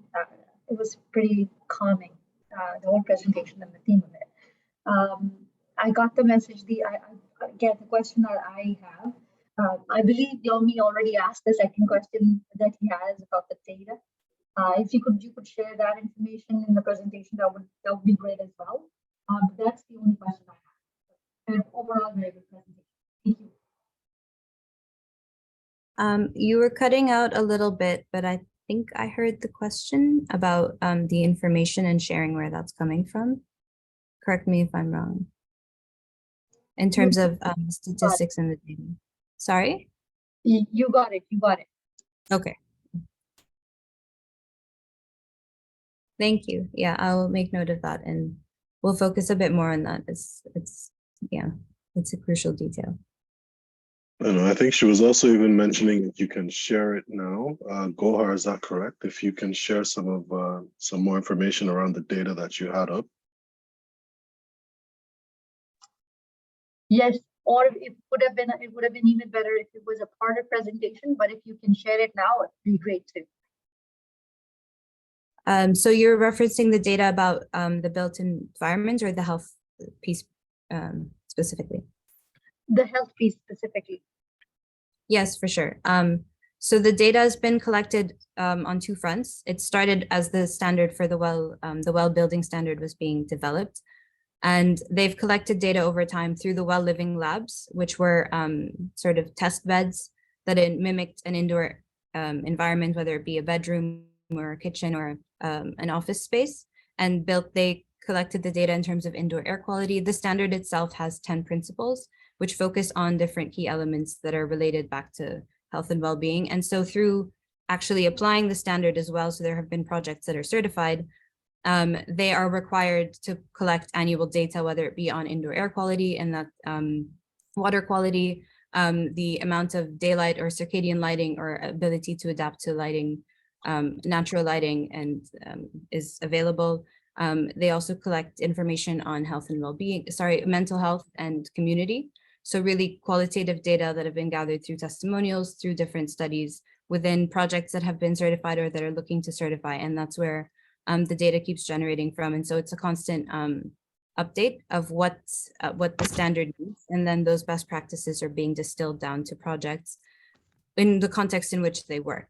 And so then that applies in terms of why and how things are done. And the standard gets developed with time. So there are versions of it that mimic or sort of follow and flesh out this new gathered information. I'm not sure if this answered your question per se, but there's like no specific statistics I can share at the moment with regards to that, but that's the way that in which the data has been gathered, and then the standards have been developed and that gets applied to projects. And then we standard. Okay, thanks for the response, Natalie. So we have two more judges, but I understand that you had some technical issues getting back. So Idas and Kwene, I'm going to ask if you have some feedback for Natalie. Otherwise, we'll move to the next presenter. Oh, no, thanks. Unfortunately, yeah, we didn't get back because we were deliberating in the other call. So sorry that we didn't get a chance to hear this pitch, but it sounds like it's really impactful. Congratulations. Thank you, Idas. So pretty much exactly same issue here. But however, I'd like to give Natalie, out of my 2 minutes, I'd like to give her 1.5 minutes if she can pretty much tell me about the business, tell me pretty much what I need to know to convince me if I wanted to invest in your business in 1.5 minutes. What would you say? So the business provides human and planetary well-being consulting through the built environment. So what we try to do is apply these principles of this interconnection we have between our well-being and the overall sustainability and well-being of our spaces and our cities, and the impact that has in terms of our performance, but also our ability to have spaces in which we give back to. So it's recognizing our place within nature and the ecosystem. And what we try to do is really create that micro to macro scale within the work that we do. So we offer consulting services for buildings and projects, but we're also building up through knowledge sharing and experiential education to take some of the dense knowledge and applying sustainability concepts and the conversation around sustainability and sort of making it relatable through storytelling and narrative and experiential education. And right now we're looking to expand our online presence and develop more online courses. And that's where the ask is going, is to really help us build through digital marketing and hiring a digital marketing strategist, and then the resources and the softwares that we would need to grow that presence and to create those courses. And what kind of marketing platform are you looking for in terms of online? So right now we are on Instagram and on LinkedIn, and we do have a website, but it's growing that platform. So we share newsletters and we have free content that we're developing. And so it's really trying to get to the widest audience possible and being able to engage a larger audience in terms of some of these concepts, because there's a notice that there's just kind of the same circulating crowd around these topics because it's a language and it's a lingo. So it's really making it relatable. Sorry, just please share your website real quick with us. In terms of I'll go on it myself. What's the website name? The HTML? You're on mute. Oh, sorry, I'm typing it in the chat. Okay, yes, thank you. Okay, thank you very much for that presentation, Natalie, and for the feedback as well, judges. So Natalie has shared the link to her website. So www.nabadconsulting.com. And we'll move on to the next presenter now. So thank you again for your presentation, Natalie. Yes, Vidya. Yeah, then so we have a judge from TD Bank, Gohar Azam, who has joined. Okay. Yeah, so she, for the feedbacks, I'm not sure if she's invited to. Yes, so she's already given feedback. Okay, Earlier. thank you. I missed some part. Yeah, thank you. Not a problem, not a problem. Okay, so thank you for the follow-up video. We're going to move on to the next presenter now. So the next presenter we have on our list is Kyle Rose, but we are currently going to be sharing a presentation that they made a video from our end in the CASA office. However, we're still uploading that video at the moment, so we're going to move over to the next presenter. So up next on the list, we have Imani Moneta James of Organic Soul Healing Arts. So Imani, when you're ready, you can take control of the screen, share your screen, and present your business. And just to go over the rules again, each of the presenters are going to have 5 minutes to present. After which the judges will have 2 minutes each to provide feedback to the presenters. We have a timekeeper, Sharon, who would be notifying the presenters when they have 1 minute left to present and when it reaches time, as well as for the judges when there's 30 seconds left and when it reaches time as well. So Imani, when you're ready, you can take over control of the screen. After Imani, we're going to move on to Faith Tandagan of Minoa Home Incorporated. So Imani, when you're ready, you can take over the screen.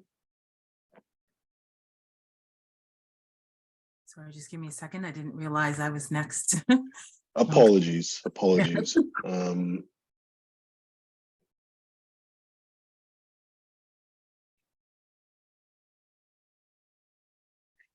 Or if Vidya, if you have the document or the video ready, maybe we can have Kyle Rose of Cyber AI Core go first. Just let me know if you can, Vidya. Yes, I'm just working on it. Give me a few seconds. I'll try now. Okay, not a problem. So Imani, what we'll do is we'll play Kyle's video before you go, just so it's fair. You didn't have the heads up. I'm sorry, it's very staticky. I couldn't hear you. Can you say that again? Yeah, so we'll have Kyle go up, Kyle Rose of Cyber AI Core. So we have a video which is going to be played from the CASA office. And then right after Kyle's presentation and the feedback, I'll call you up for your presentation at that time. So Vidya, when you're ready, you can share the screen. Yes, it's ready. I'll play now.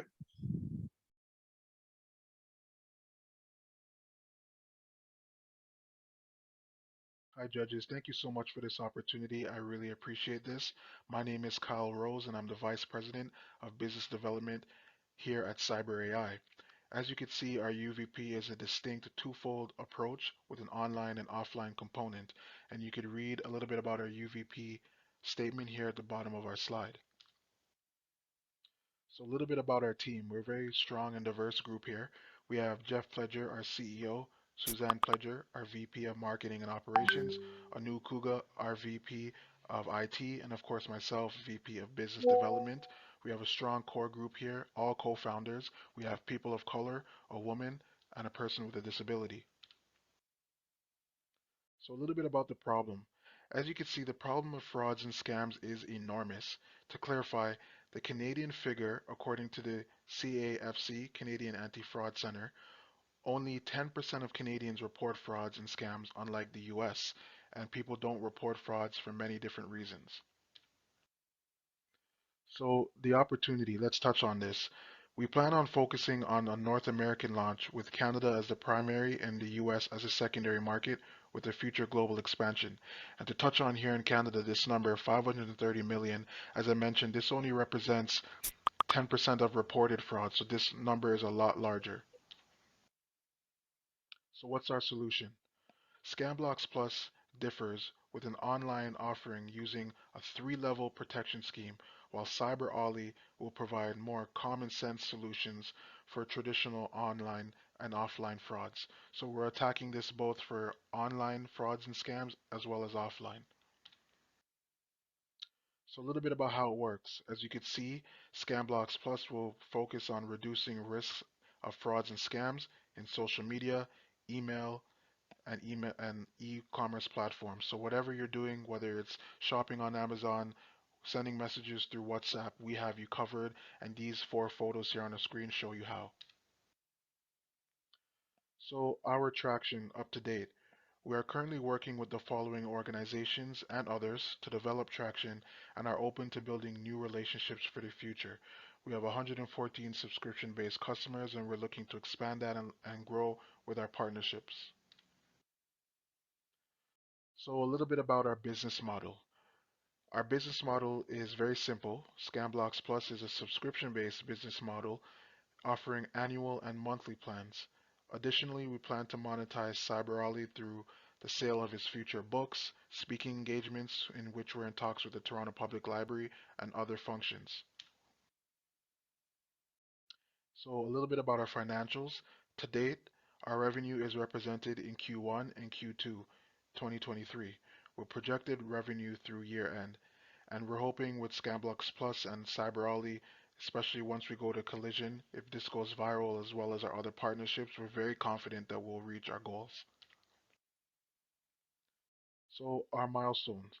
Based on our revenue projections, we're looking to get 1,000 active users and $30,000 in new revenue by the end of Q3 2023, as well as create a list of 10,000 prospect email lists with a marketing database to reach out to future customers. So let's talk about our use of funds, and I want to take this opportunity to thank you and wrap up and for giving me this opportunity. If selected as an award recipient, we plan on using the $5,000 in the following ways you see listed here on the screen. So again, thank you so much, judges, for this opportunity, and we're open to any future questions.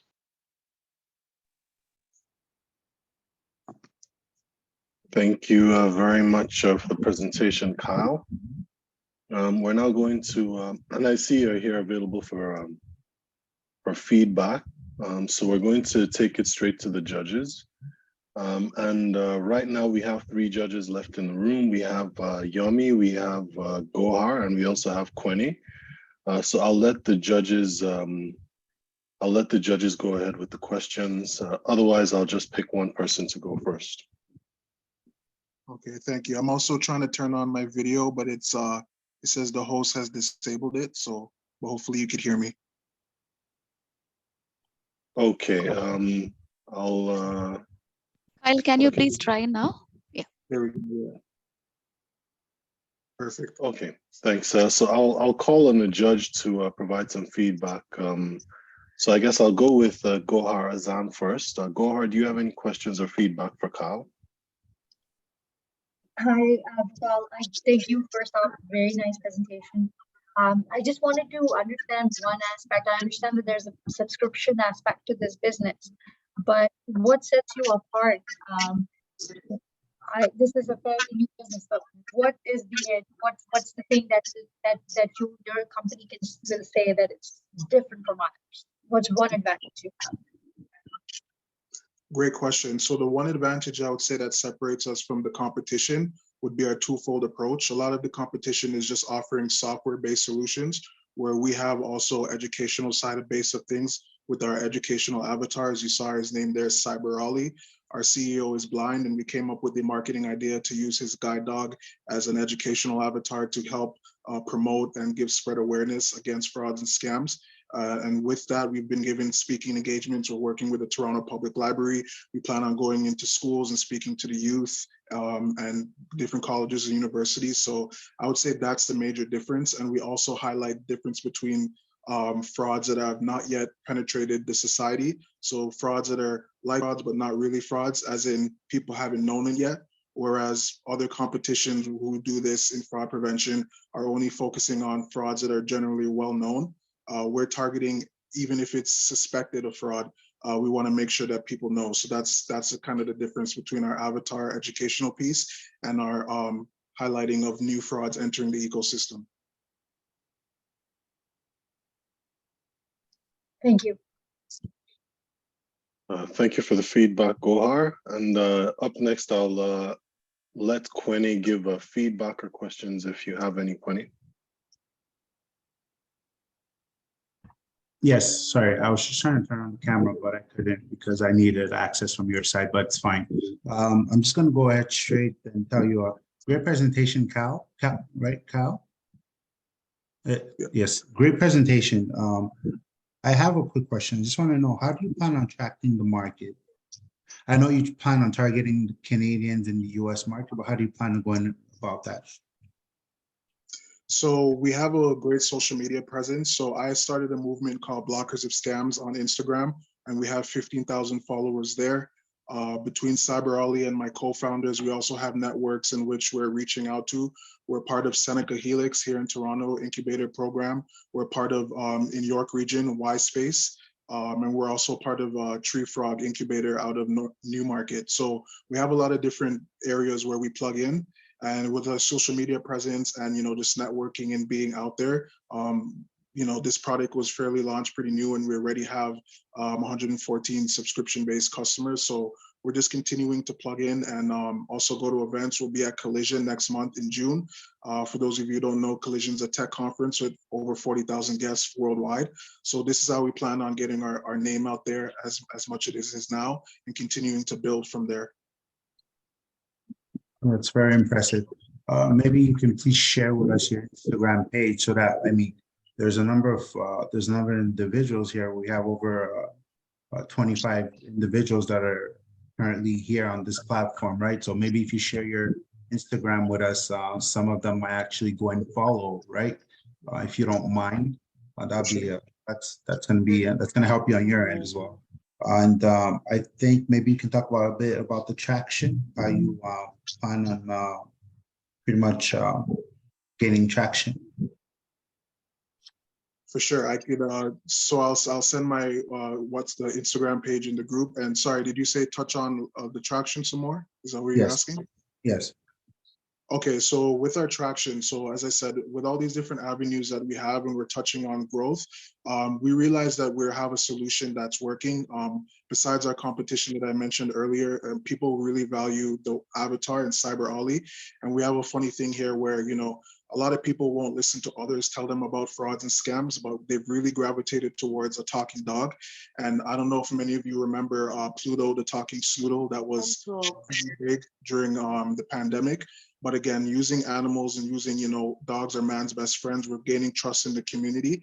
And again, it's about safeguarding people's finances. And when you hear about, especially all the entrepreneurs here today, we all know how to make money, but protecting money is something different. And this is what we stand out to do. So it's been working for us so far. Thank you so much. Okay. Great presentation. Thank you. Thank you. Thank you very much for the feedback, Quinny, and for the response as well, Kyle. We have one more judge, Yummy, but before you go ahead, I believe the issue with regards to the cameras for all of the judges should be sorted now. So if you can, or if you'd like, you can turn your cameras on for the feedback portion if you were having issues in the past. But I'll go ahead and call on Yomi to give Kyle some feedback on his presentation. After which, Amani, be ready to go up for your presentation as well. Thank you. Thank you so much, Kyle. A very good presentation. I remember from last year when we did the CASA Foundation. So well done. I can see you're back again. And I can see there's some certain adjustments that were made for the platform, which I think they're more Canadian centered. So really good at that. I think you've kind of scaled it in more to actually focus on more of an immediate market. I remember back then the original plot was competing with like the bigger names like Norton Antivirus and McAfee, and I believe those were the things. But I see you've done some changes.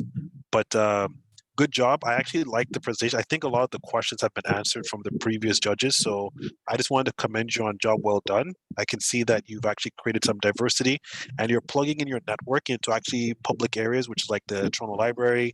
And that's a very good approach. So I just want to commend you on the good work and keeping it up. Thank you so much. Really appreciate that. No problem. All right, so thank you for the feedback, Yomi, and the rest of the judges, as well as your presentation, Kyle. So we'll move on to our next presenter now, Imani Moneta James of Organic Soul Healing Arts. So Imani, whenever you're ready, you can take control of the screen, share your presentation, and you can go right ahead.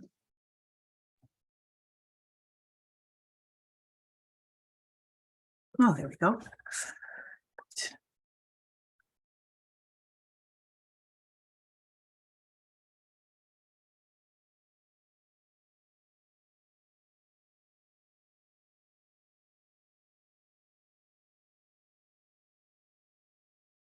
Okay, is the screen shared?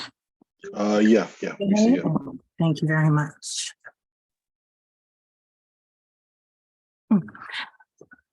Oh. So when I was, sorry. Women's empowerment is my passion. You see, when I was 5, my mother trusted in me to take my little sister by her hand as we waited in the car in the middle of the night to leave an abusive relationship. I then grew up to learn it was important as a Black woman to be 10 times better than my peers. I've sat in a group of young women sharing stories about our violated experiences of abuse, of incredibly horrible traumas. And still, I rise. My fiance passed away when I was in law school.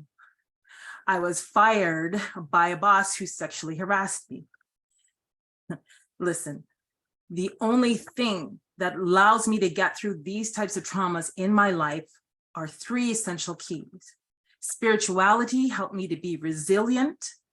Entrepreneurship allowed me to restore financial well-being into my life through the toughest of times. And the strong network of women who supported me in sisterhood.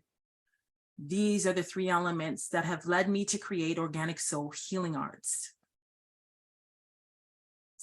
Now, I ran a list of traumatic experiences that I went through as lived experience. And you may be wondering, how is it that I could read it off so easily? I am a Black woman who's known to be strong, who's known to overcome and to struggle and then attain success, but never sustain success. Harvard Business Review reports that 17% of Black women are in the process of starting or running a new business, but only 3% of Black-owned businesses are actually built to be sustainable for the long term. So what is the problem?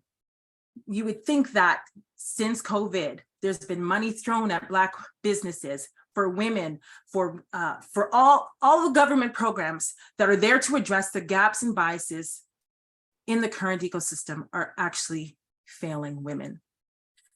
Since 2021, poverty rates still adversely affect women of color more than their white counterparts. And 27% of the Black children in those families are affected. 4 out of 10 women have experienced intimate partner abuse. Now, as a young woman who's gone through all of these elements and issues, I know that long-term wealth and well-being for women like me is not sustainable without adding a spiritual aspect to become part of the solution. And so that is where I come in. We offer guided holistic and spiritual pathways to personal and professional development. My clients call the company OSHA for short, and we believe that the best way to empower women is to provide connection, culture, community, and coaching support rooted in spiritual and metaphysical principles. We build a holistic ecosystem that covers 8 pillars of holistic health and wellness. And we aim to empower 4,000 women every year and end poverty and scarcity consciousness among women of color. Our competitive edge among the many life coaches that are out there right now that already have a huge following is our paradigm, our niche, and our signature coaching framework and modalities that are cultural specific. We've also focused on creating a membership pathway that allows the clients to heal, empower, and rise into sovereignty and shine through a community and network. Now, the coaching industry right now is about to be disrupted by technology. And so I'm bringing the sacred principles of transformation coaching together with technology. Our experiential membership platform will be providing personalized pathways, interactive media, and is filled with community that's going to allow the clients to stay for longer than the 3-month period that research shows the average membership subscription provider will spend. Expirify found that membership platforms were not sustainable past 3 months unless they had these themes and games and all of the elements that we will be including in our membership. I have over 20 years experience in metaphysical practices to support women in coaching, and over 50 years combined experience with my tribe of women who is going to support me as well. We are tapping into an $803 million market, and we plan to focus on our membership with collaborations. By the end of 2023, we would want to design an engaging experiential membership platform. And our investment we're asking for is $60,000 with a $20 a month subscription with 4,000 users per month. We will reach $1 million by the end of the next year. So our goal to use those funds is to build a platform, cultivate our partnerships, build a brand presence, and increase our lead generation through our growth strategy. We know that women's wellness is wealth for all, and that is what we hope to gain by building this dynamic and engaging membership platform. Thank you. All right, thank you very much for your presentation, Imani. I will pass it over to the judges. Quinny, I see your camera's on, you can go ahead. Nice presentation, Imani. I want to focus on the negative aspect of your presentation, just because that's the only way you're going to grow in the future, right? So there's no point in telling you the good part of it. Nice presentation, but I just want to, when you have 5 minutes, you really have to pay attention to time, because it allows you to really illustrate and provide information that we need in terms of making decisions. So it's very important. Yes, the storytelling is very important.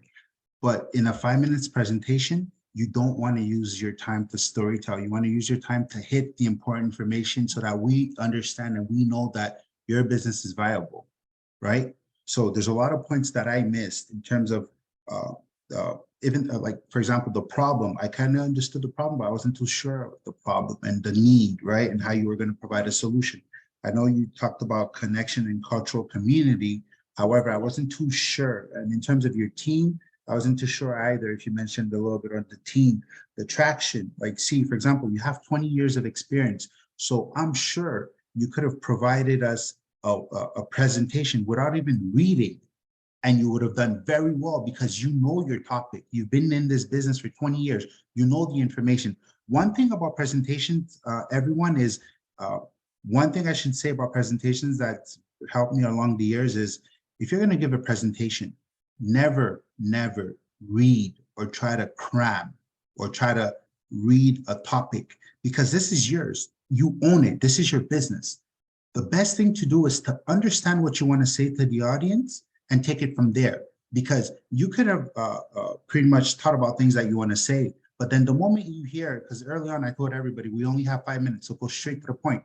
That would have given you the chance to forget everything that you have written down and just focus on the main points, because it's your presentation, you own it. And I'm sure if you were to tell us about your business right now, you didn't need your paper, right? So focus on that. Always remember, you have 5 minutes and you want to focus on the key points that you need to say to us, because we need to make a decision and understand that, okay, well, did you plan for your business? Did you look at the mitigations that you have to do? Who are your customers? How you plan on attracting these customers, right? Because you said at the end of the year, you want to attract 4,000 women, but how? How are you going to do this, right? So you want to give us the essential keys that we need to be like, okay, she knows what she's doing. She knows what she's talking about, and her business is going to be viable because of the information she provided. But the time you use to tell us each individual part of your life, which is very touching, and I commend you for that, because I was like, wow, okay, like you're onto something, but you didn't have that in time that you needed to share all the information that we needed to hear. And that's very important. That's gonna be important for the rest of you. Great presentation, and I'm sure if you keep up to your business, it's going to go very well, because this is not something that we have every day, right? Especially for Black women. So we have to stay together and keep strong. Very great presentation, and thank you. Thank you for the feedback, Quinny. And up next, I'll call up Yomi. Do you have any questions or feedback for Imani? Imani, thank you. I do remember we at the CASA Foundation as well, your presentation. So very touching stories which you presented in the beginning. I really want to commend you on that. It's not easy to open up on such matters. Yeah. The only thing I do believe that there were just some information or some questions I had. Okay. I don't know if you have anywhere you can fill in those gaps for me, but it was more about, like you had indicated, the you had provided the subscription use, and I just wanted to kind of get an idea of that. Do you have a number of currently the number of subscribers you currently have, and do you have any type of information which is indicating of any type of I would put into something in the terms of projected idea of what you think you may be getting? So let's say, for example, at base we have 100 subscribers currently, and from the projection momentum of what we have, we are looking at probably by the end of this particular time we may have another 200. Do you have anything that could show that information? I was just curious if to know. Well, I think that the information that I have is not related to the membership platform right now. What I have have served over 2,000 women in empowerment and coaching courses, and so our platform will be bringing that that platform will allow it to be more accessible at a price point that is changing right now in the industry based on technology and accessibility for coaches. It's going to be important to stay with the technology and lower the prices. That's more accessible for women. Okay. So that's the key that we're doing. We're bringing all of our I'm bringing all of my coaching programs into the membership platform. Okay. So you're moving into the membership platform. Yes. Okay. That's the new aspect of this. Yes. Okay. So the goal would then be for people to actually purchase so when you do move it, the goal would them to actually purchase the build platform, or that be the focus? The focus would be to have them pay a monthly subscription to access coaching support. Now, the coaching programs themselves that I offer already are high ticket items, and the membership is a price point for entry level. Okay. And just one more question. I know I'm short of time. In comparison to other people similar in the same, what you're currently doing in the same industry, is there a price margin that actually matches, or would you say, like currently, that from the market that you actually see, are people charging more for something similar, or are they charging less? What would be your? What our pricing model will be? You have the opportunity to add on. Okay. So you can create a price point that is suitable for you. So so there will be portions of the membership where you can add on additional courses or extend out of the membership into coaching at the high ticket level. Okay, so you are flexible you can actually do what is called package modeling for people who are interested. Is that correct? Yes. Okay. All right. Thank you. The focus is to build the focus right now over the next year to build that membership platform so that we do have a pool of clients that can expand into the higher ticket. Okay. And sorry, final question. Do you have a website that you actually have currently that's actually being run that you showed? I don't know if I missed it. Actually, that was something. I think one of the feedbacks was just because I did miss some of the information, so I was just trying to follow along. But I know there was a shortness of time, and I just wanted to know maybe if there's like a website or something that we can take a look at, if you can put in the chat group if possible. I can do that. At the moment I have just social media, and most clients are organic reach. So for marketing. Yeah. Okay. So you're more one-on-one with people. Am I right? Yes. Okay, that's good. Yeah, I want to shift from the one-to-one to one-to-many through the membership option. Okay. All right. Thank you for clarifying. I appreciate it. Okay, thank you. Thank you very much for the feedback, Yomi. And up next, I'll give Gohar an opportunity to ask questions and give some feedback. After which we'll move on to our next presenter, who is Faith Tandagan of Minoa Home Incorporated. So Gohar, whenever you're ready, you can go right ahead. Hi, thank you so much for your presentation. Nani, I just have a question in terms of lead generation and growth of your business. I understand you have a base already. You have your coaching, your one-on-one that you're going to move towards membership. But other than that, are there other resources? What other resources are you using to grow your business? I typically do organic research. Organic outreach in Facebook groups and referrals, word of mouth. Thank you. Was that your question? Yeah, that was it. Yeah. Thank you. Okay, so thank you very much for the feedback, judges, and also for your presentation, Amani. Thank you. We're going to move on to our next presenter now, Faith Tandogan of Minoa Home Incorporated. So Faith, whenever you're ready, I see you're sharing your screen already, and you can go ahead whenever you're ready. Hello, everybody. Welcome. Gohar, Yomi, Kwene. It's a privilege. I apologize. I see your name is Fati. I apologize. No worries. Didn't see. Thank you for the presentation opportunity. I'm going to present today my corporation, which is Minoa Home Inc. My name is Fatih Tandogan. I'm the owner and the CEO.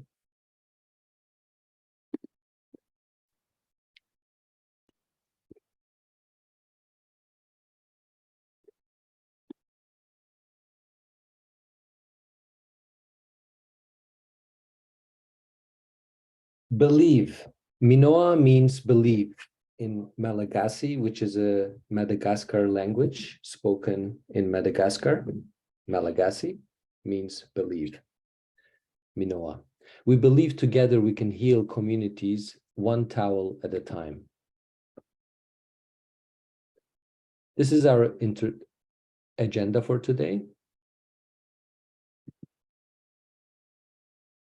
Minoa promises consumers the finest linens that empower women and heal the planet. We do this by selecting the most natural and luxurious threads and weaving them ethically and creatively to elevate a daily routine into a unique experience. Our vision is to be known as the ultimate premium textile home goods experience with continuous social and environmental impact. Problem number one, can luxury be sustainable? Can clients indulge with a clear conscience? Minoa has identified the below major concerns highlighted by its socially and environmental conscious clients when buying luxury goods. They usually have no social or environmental impact. Luxury goods may be irresponsible supply chain practices. Overconsumption is a problem. Lack of circular practices is also a problem. Minoa offers more than just a soft and luxurious indulgence, providing clients with the peace of mind they deserve, knowing they make a conscious choice that aligns with their health, values, and helps clear their conscience. Problem number two, gender equality is a fundamental human right and foundation for a peaceful, prosperous, and sustainable world.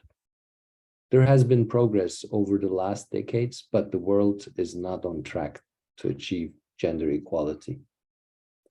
Minoa strives to serve the UN's United Nations Sustainable Development Goal number 5, supporting gender equality and empowering all women and girls by donating linens matching online sales. Minoa also ensures workers in its supply chain are treated equally and have fair wages. And there is no child labor. Please note that 80% of the textile workforce are women. This is the team, myself, my brother, Chief Marketing Officer, David Vasco, our advisor. Together, we have 85 years of experience, all three of us, and our IT, Gunai. Our products are bath towels, bed linens, beach towels, throws and kitchens. Here are more products. Of course, all of the products, this is our initial buy. slated to arrive around July this year.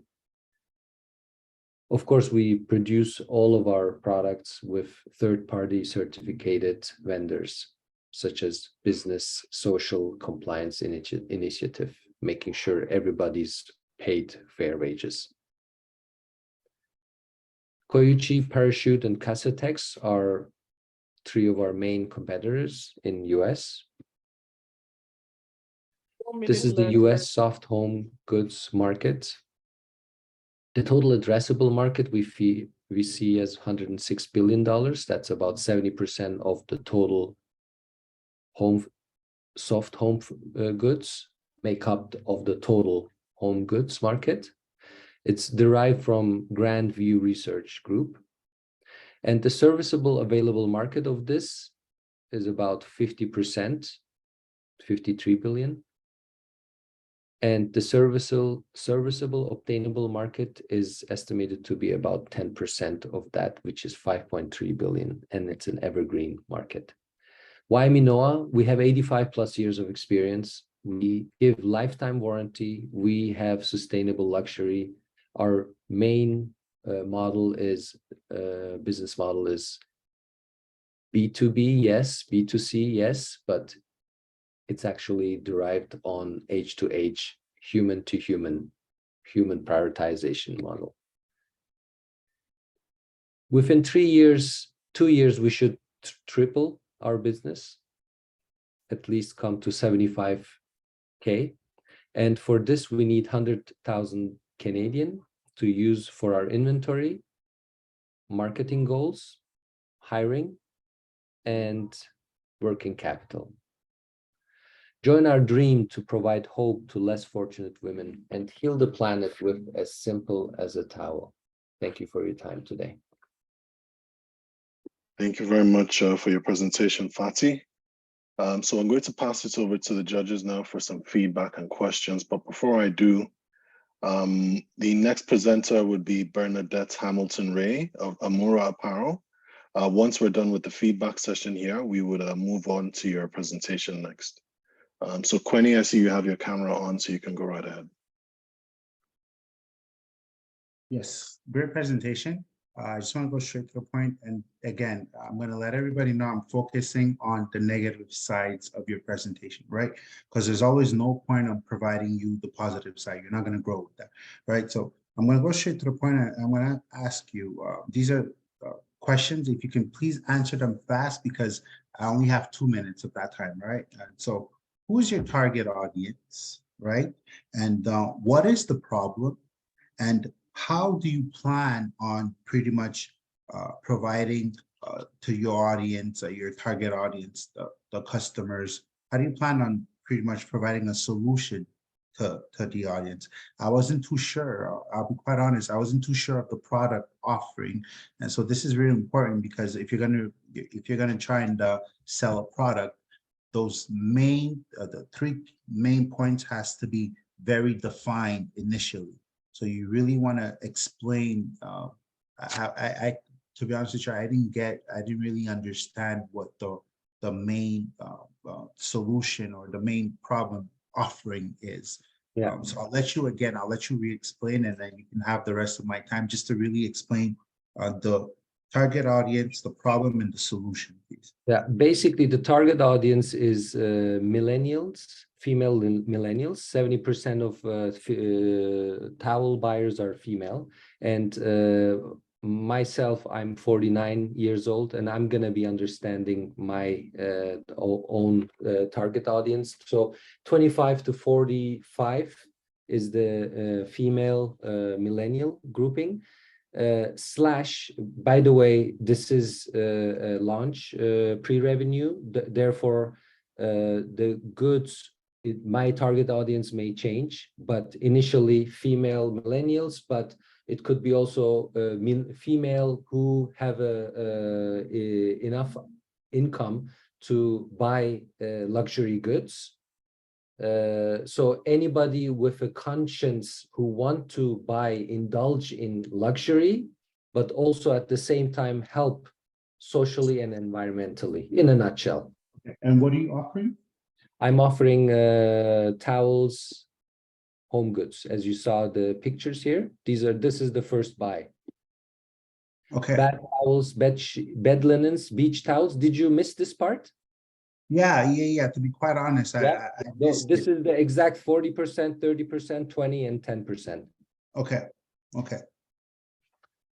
Perfect. And by the way, I loved how you combined everybody's years experience together and said you guys all have 85 years of experience. Combined. You like that, eh? Yeah, I did. Okay, so that is 2 minutes. Appreciate the feedback. Thank you very much for the feedback, Quinny. And up next, I'll call on Gohar. If you have any questions or feedback for Fatih. Hi, Fancy. Thank you. Very nice presentation. My question, I like the front of the product.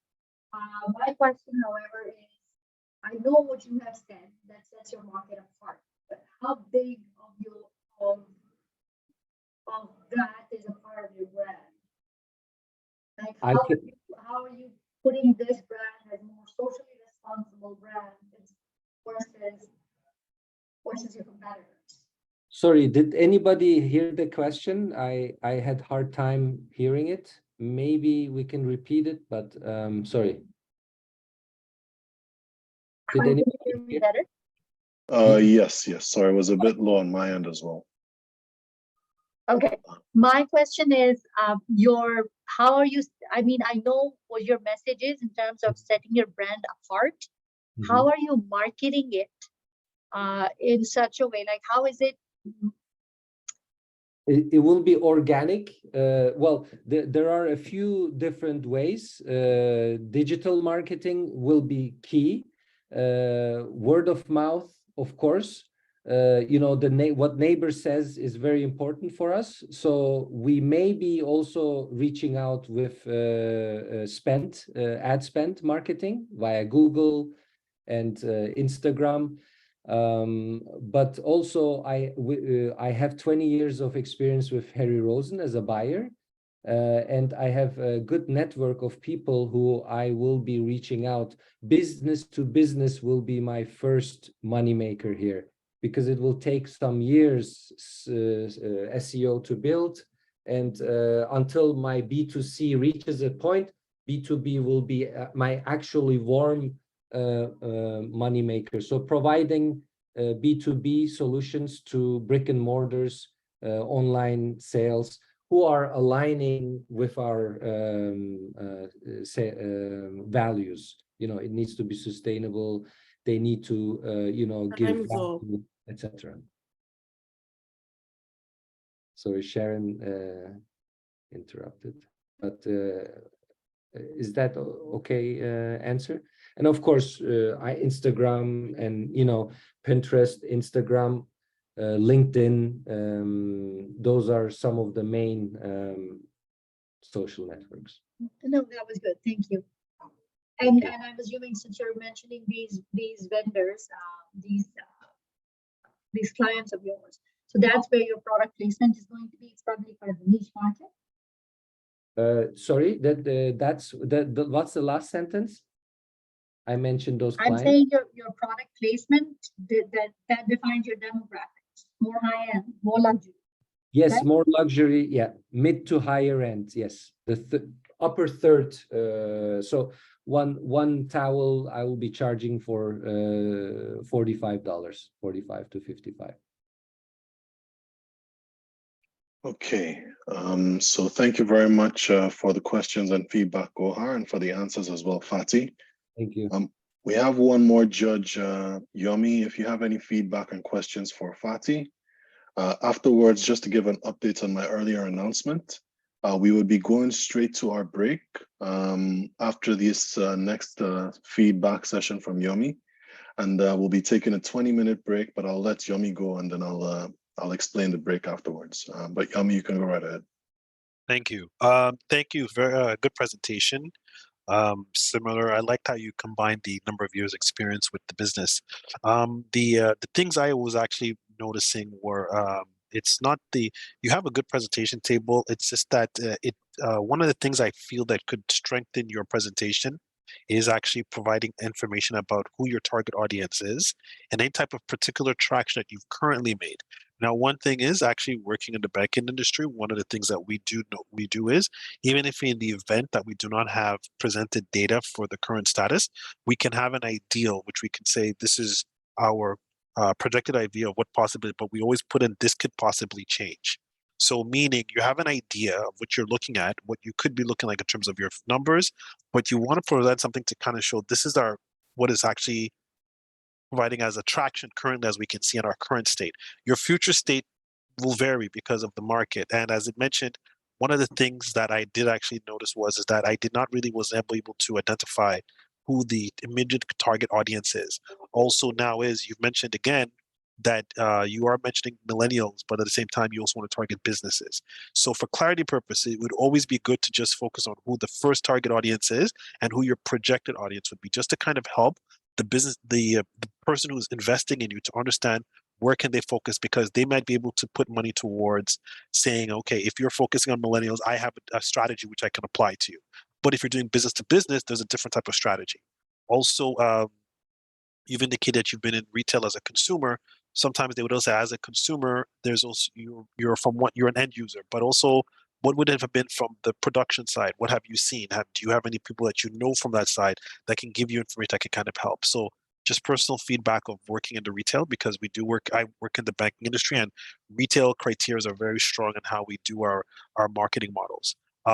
I do like the material. I do think that with particularly what you have, I always believe there's always a niche market for things. So I've never seen where it doesn't work. One of the things is from businesses I've seen is that some businesses are smart. They say, I'm not looking for 50% of the market. I'm only looking for 1%. And when they do the numbers of their 1% is way more than enough that they need. It's even above their expected criteria. So you could be looking for 0.5% of that market, and that's more than enough. If it grows, you take it. But as for the point, your target can position yourself as like, I'm only looking for this. So just some ideas that I think can kind of help the positioning of the business so that people can get, a better understanding of the direction. Thank you. Thank you kindly. No problem. All right, so thank you very much for the feedback, Yomi, Kweni, and Gohar as well. Thank you for your presentation, Fatih. So up next, the judges will be going into a separate Zoom call, as with the previous session, to evaluate the performances of each of our presenters that just presented their business ideas. Again, they'll be led by Iberi. So judges, please let us know if you have any issues accessing the links or anything else at all, and we'll work on it as soon as we can. And right after the break, we would have our next presenter come up, Bernadette Hamilton-Ray of Amura Apparel. And then we'll go into the next session, which will have a total of 5 presenters. But in the meantime, we're going to be taking a 20-minute break. So the time is currently 3:32, almost 3:33. So I'll just say 20 minutes from 3:33.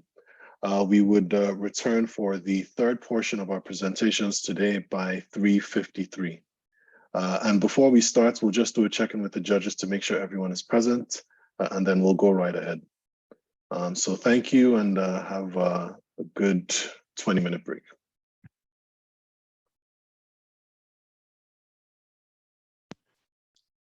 For the judges, I have put the link on the chat box in case you can pick it up from there too.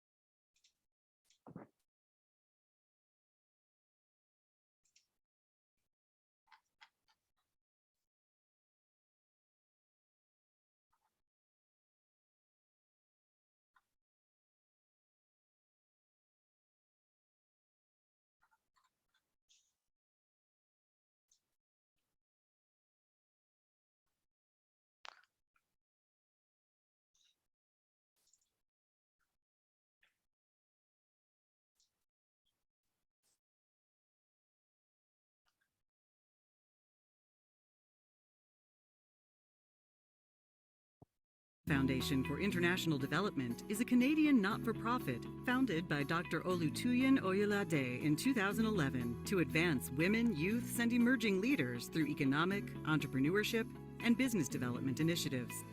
The foundation offers support to sectors in education, health, and infrastructure. Olutoyin Oyelade is the founding partner and CEO at Invicap Corporation, an investment advisory firm. She has managed portfolios worth over $8 billion, and in 2006, she rose to become the treasurer at Intercontinental Group. In 2019, she was inducted into the Global Leaders Forum. She is the founder of Afro Investors, Friends of Africa, EP Academy, and CASA Foundation. I founded CASA Foundation in 2011 and started out looking to make an impact in our community. And since then, one is proud to say CASA Foundation has grown, and it's our 11th year as CASA Foundation. The goal of CASA Foundation largely is to actually touch and impact lives within the community and raise hope. You find that within our communities, and when I say our communities, I talk about generally largely the Black, Indigenous, and people of color kind of community.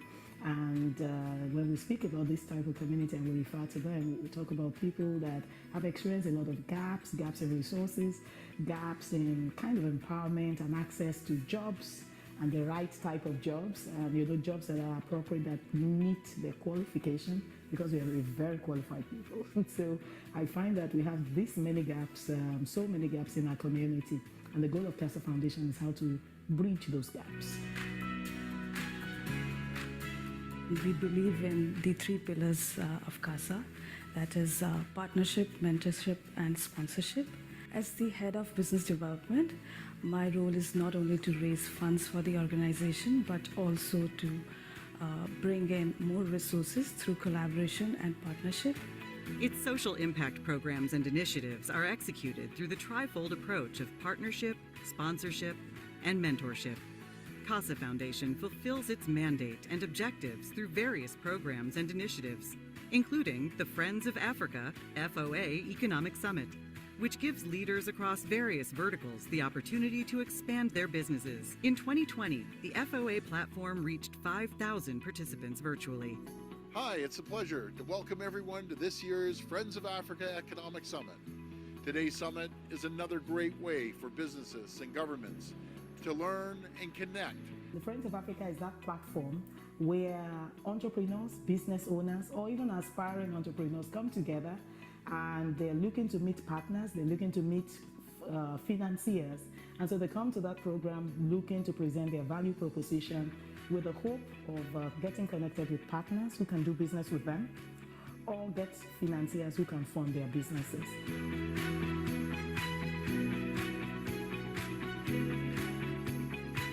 In 2015, the Entrepreneur Exchange Program was launched to bridge the skill gaps among youth and aspiring entrepreneurs, especially women.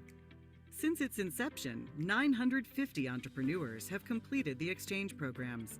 I'm the program manager of Entrepreneur Exchange Program. This program was established in 2015, and the main objective of this program is to bridge the skill gap among the youth and entrepreneurs. This program is supported by Ted Rogers School of Management, Immigration, Refugees and Citizenship Canada, as well as the Metropolitan Toronto University. I'm also managing the Entrepreneur Exchange Program for Women, which is sponsored by TD Bank and which was recently launched in 2022. Each session of Entrepreneur Exchange usually concludes with Pitchmasters Contest, a competition where founders are awarded grants to support their startups and business ideas. Pitchmasters has awarded about $300,000 in grants to date. Keep in mind that some of these programs just evolve one into the other as we realize there's a gap, and then we create another program to address those gaps. So Pitchmasters came as a fallout of that, where youth members within the community are actually able to present their value proposition.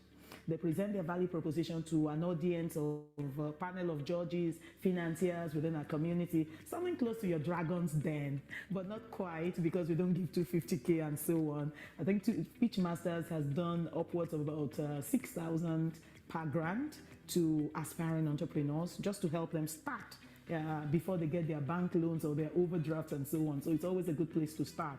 In 2018, CASA Foundation provided support for the creation of Entrepreneurs Point, or EP.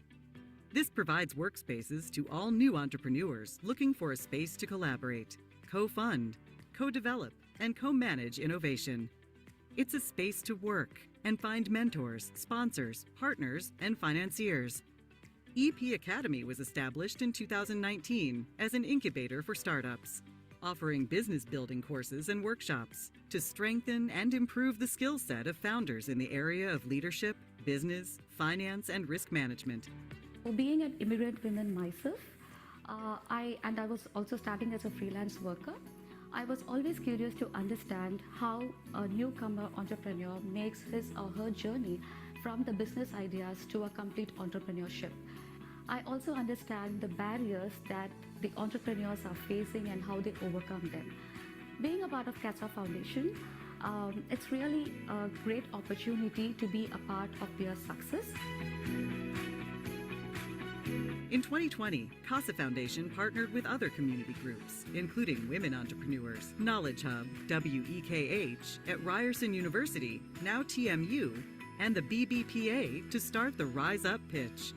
Rise Up Pitch is a forum for Black women to pitch their business ideas and win grants of $10,000 plus. Rise Up has awarded grants of about $200,000 since its launch. Black women entrepreneurs and the participants from across the country, they could see the leaders in the Black community. So it spoke to the See It, Be It campaign. Because, one of the things that Black women entrepreneurs need to see, we need to see other people in the space. We need to see the leading in their respective industries. And I think that was one of the key opportunities for this initiative. In February 2021, CASA Foundation launched Black Entrepreneur Youth Initiative, BEYI, to fast-track wealth creation in the Black community by mentoring and empowering youth groups. BEYI focuses on the advancement, empowerment, training, and development of youth groups in the Black community and connects them to access more resources and opportunities to scale their businesses and ideas. The BEYI provided a solid foundation for the start of the Black Advisory Hub, BAH, in February 2022, an accelerator program for Black founders, powered by CASA Foundation and sponsored by the federal government of Canada. So I'm the program manager for Black Advisory Hub. It's a BAH for short, and it's a national program, and it is funded by the federal government. And we work with 10 regional partners from coast to coast. We do training, we provide mentorship, we provide coaching for the Black entrepreneurs, especially people in the startup stage. So we train them and we make connections for them in the industry so they can be more successful. Other annual programs and initiatives of CASA Foundation include the Digital Literacy Program, the Afro Investors Magazine, Women Inspire Forum, which celebrates women who inspire in the International Women's Month. Sending my best wishes to everyone attending the 3rd edition of the Women Inspire Forum, hosted by the CASA Foundation. I'd like to thank today's organizers for hosting this event that celebrates women in business. This is really an incredible opportunity that you have set forward for us by having this session to be able to talk about to celebrate women, to celebrate their contributions. But it's also an opportunity for us to know or for us to recognize that as a society what we need to do to make women feel empowered.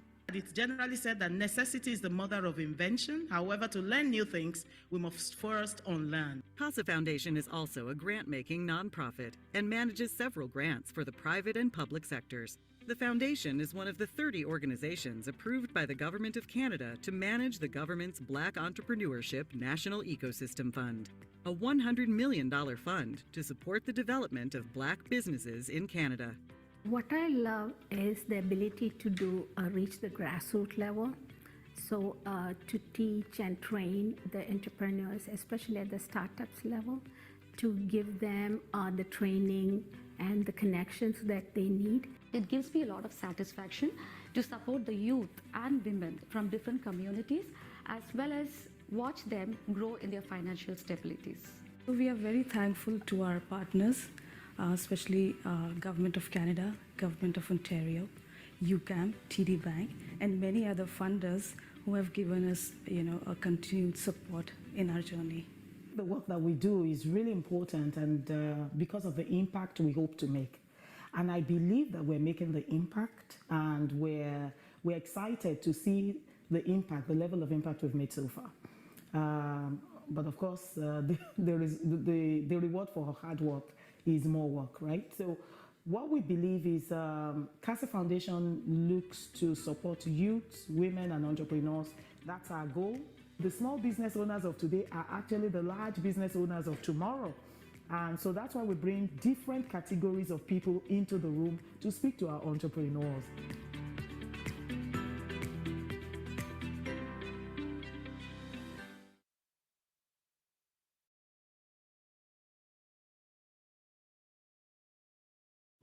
CASA Foundation for International Development is a Canadian not-for-profit founded by Dr. Olutoyin Oyelade in 2011 to advance women, youths, and emerging leaders through economic, entrepreneurship, and business development initiatives.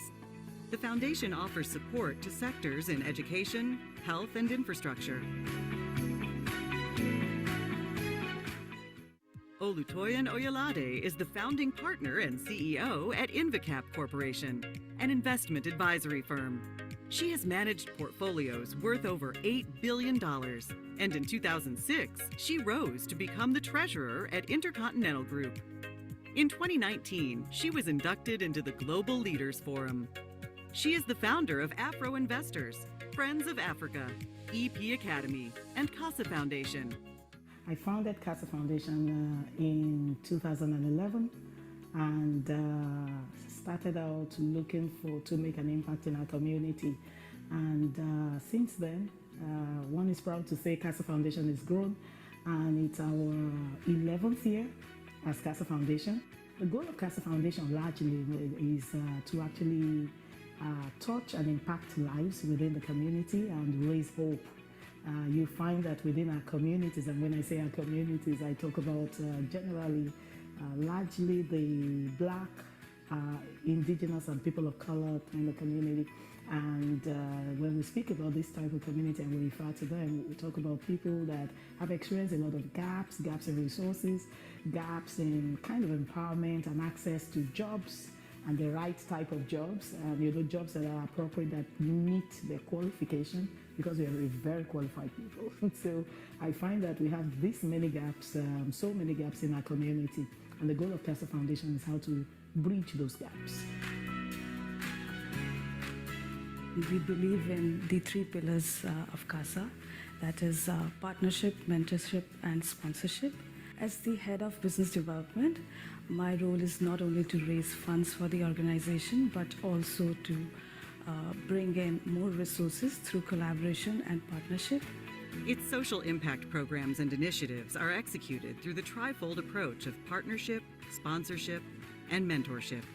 CASA Foundation fulfills its mandate and objectives through various programs and initiatives, including the Friends of Africa FOA Economic Summit, which gives leaders across various verticals the opportunity to expand their businesses. In 2020, the FOA platform reached 5,000 participants virtually. Hi, it's a pleasure to welcome everyone to this year's Friends of Africa Economic Summit.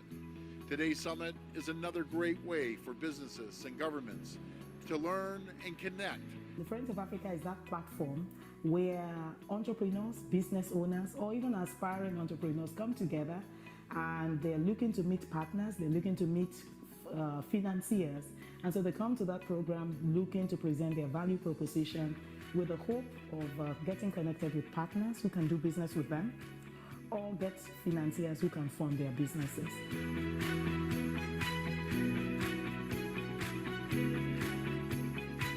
In 2015, the Entrepreneur Exchange Program was launched to bridge the skill gaps among youth and aspiring entrepreneurs, especially women.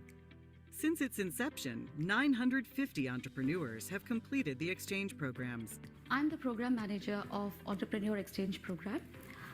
This program was established in 2015, and the main objective of this program is to bridge the skill gap among the youth and entrepreneurs. This program is supported by Ted Rogers School of Management, Immigration, Refugees and Citizenship Canada, as well as the Metropolitan Toronto University.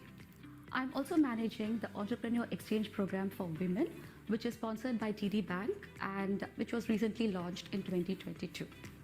Each session of Entrepreneur Exchange usually concludes with Pitchmasters Contest, a competition where founders are awarded grants to support their startups and business ideas. Pitchmasters has awarded about $300,000 in grants to date. Keep in mind that some of these programs just evolve one into the other as we realize there's a gap, and then we create another program to address those gaps. So Pitchmasters came as a fallout of that, where youth members within the community are actually able to present their value proposition. They present their value proposition to an audience of a panel of judges, financiers within our community, something close to your Dragon's Den, but not quite because we don't give $250K and so on. I think Pitchmasters has done upwards of about 6,000 per grant to aspiring entrepreneurs just to help them start before they get their bank loans or their overdrafts and so on. So it's always a good place to start. In 2018, CASA Foundation provided support for the creation of Entrepreneurs Point, or EP. This provides workspaces to all new entrepreneurs looking for a space to collaborate, co-fund, co-develop, and co-manage innovation. It's a space to work and find mentors, sponsors, partners, and financiers. EP Academy was established in 2019 as an incubator for startups, offering business building courses and workshops to strengthen and improve the skill set of founders in the area of leadership, business, finance, and risk management. Being an immigrant woman myself, I was also starting as a freelance worker. I was always curious to understand how a newcomer entrepreneur makes his or her journey from the business ideas to a complete entrepreneurship. I also understand the barriers that the entrepreneurs are facing and how they overcome them. Being a part of CASA Foundation, it's really a great opportunity to be a part of their success. In 2020, CASA Foundation partnered with other community groups, including Women Entrepreneurs, Knowledge Hub, WEKH, at Ryerson University, now TMU, and the BBPA to start the Rise Up Pitch. Rise Up Pitch is a forum for Black women to pitch their business ideas and win grants of $10,000 plus. Rise Up has awarded grants of about $200,000 since its launch. The Black women entrepreneurs and the participants from across the country, they could see the leaders in the Black community. So it spoke to the See It, Be It campaign.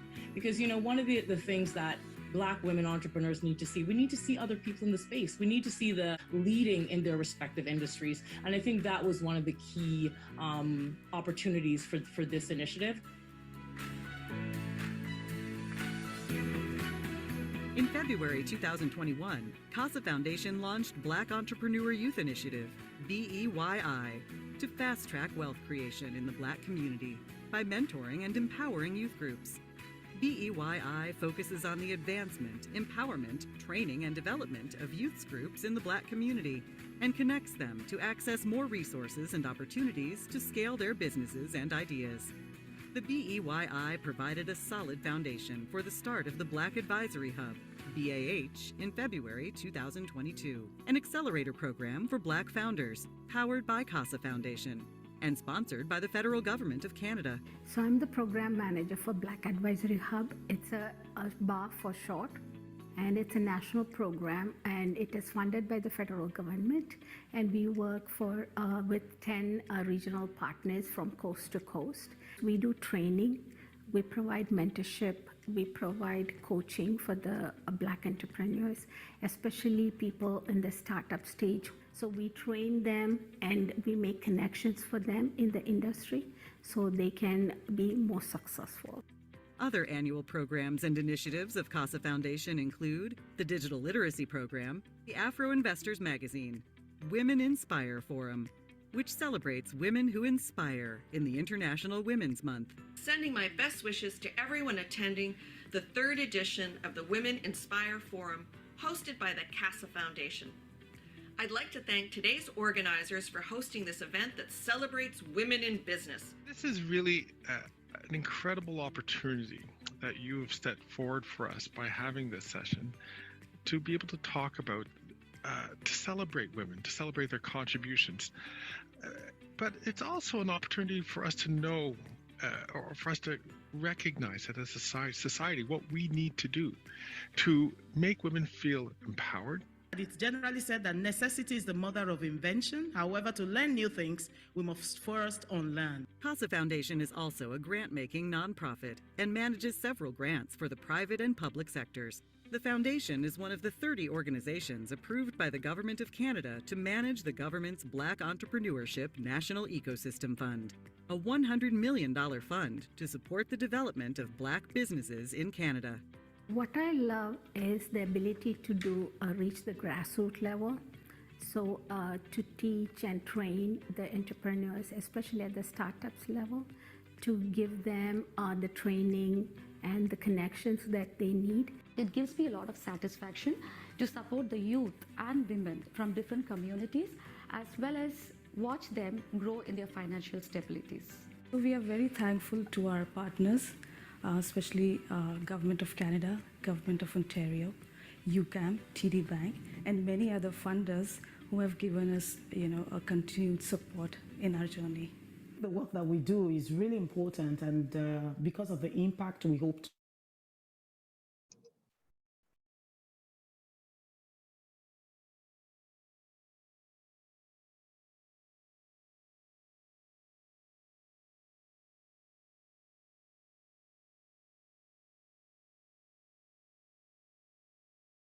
Hi, thank you for your patience and welcome back to the Pitchmasters 2023 Spring Edition. We're currently just waiting for all the judges to rejoin the room, after which we'll move forward. And just a slight update to the plans as initially announced prior to us taking the break. So up next, the next presenter we have on our list will be Keda Edwards-Pierre of True to Soul Network, or True to Soul Network. So Keda, if you are ready, or if you're on the call, I do see you're on the call. Once we have all the judges in, I will prompt you and then we can go right ahead. But we'll just give it another 2 to 5 minutes. You're welcome.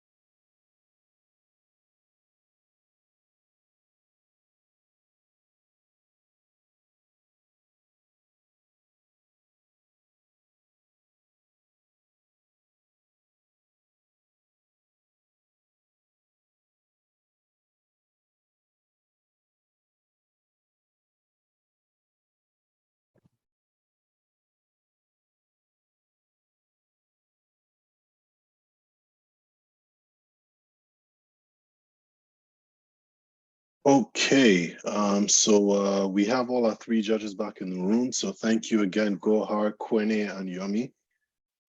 Up next, we're going to go to our next presenter, who is Keda Edwards-Pierre of True to Soul Network. So whenever you're ready, you can take control of the screen, and our timekeeper will just announce the 1 minute time, 30 seconds time has been done. So you can go right ahead. Thank you. Before I start, if I may, I sent a note just recently. My Acrobat is acting up. I'm wondering if the presentation that I sent in could be used and if I might get some support in going from slide to slide. Okay, one moment. Vidya, are you able to, like, do you have access to, or does anyone from the CASA team have access to Bernadette's presentation? Yeah, I think Esther can do it from her side. It's Keda's, right? Yeah. Okay, so I think Esther would share your slides, and I guess you can just guide her as to how to move through the presentation. Just give it a minute. Let's just get in touch with her and just confirm that it's ready to go. Okay, to be fair, I recently sent it and it is amended from the one that I presented at the mock. Okay, one moment. Okay.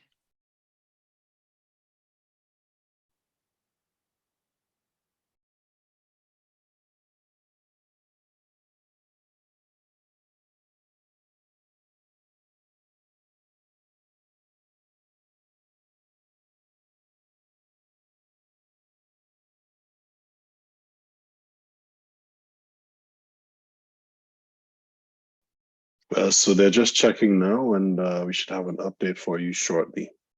Thank you. No problem.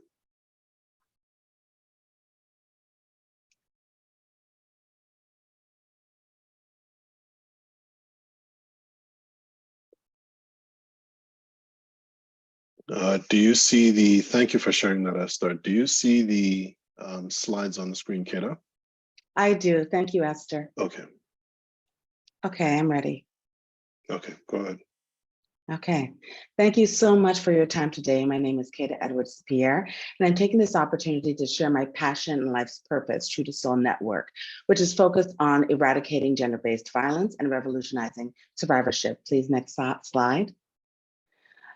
Our focus and mission, I just mentioned, is to actually eradicate violence, but our vision is a society that's safe for all women and girls and anyone who identifies as a woman and a girl. Next slide, please. The reason why I've been compelled to do this is because I myself am a survivor of complex traumas that began since toddlerhood as sexual trauma, physical trauma, and of course, as a Black woman, racial trauma. If you look at the stats before you, we have a tremendous amount of trauma walking around in our world today. Over 70% of human beings are traumatized in one of 17 different ways. I'm considered a trauma specialist because I have trained police officers and civilians as a police officer, which was my former profession, before I retired and became full-time an entrepreneur.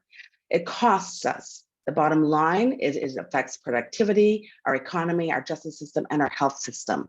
If we choose to keep ignoring the challenge of trauma survivorship in our society today. Next slide. Thank you. It's a multifaceted problem. There's a disproportionate amount of BIPOC or BPOC women and girls, that BPOC and Indigenous women and girls that are experiencing sexual trauma. There's a lack of safe, inclusive spaces for the healing, and there's a distrust and fear because there are inequitable systems that are offering therapies or not enough room in order to see ourselves and heal. The consequences is job loss of relationships, and social standing. And this very real fear is what prevents people from seeking healing. Thus, next slide, please.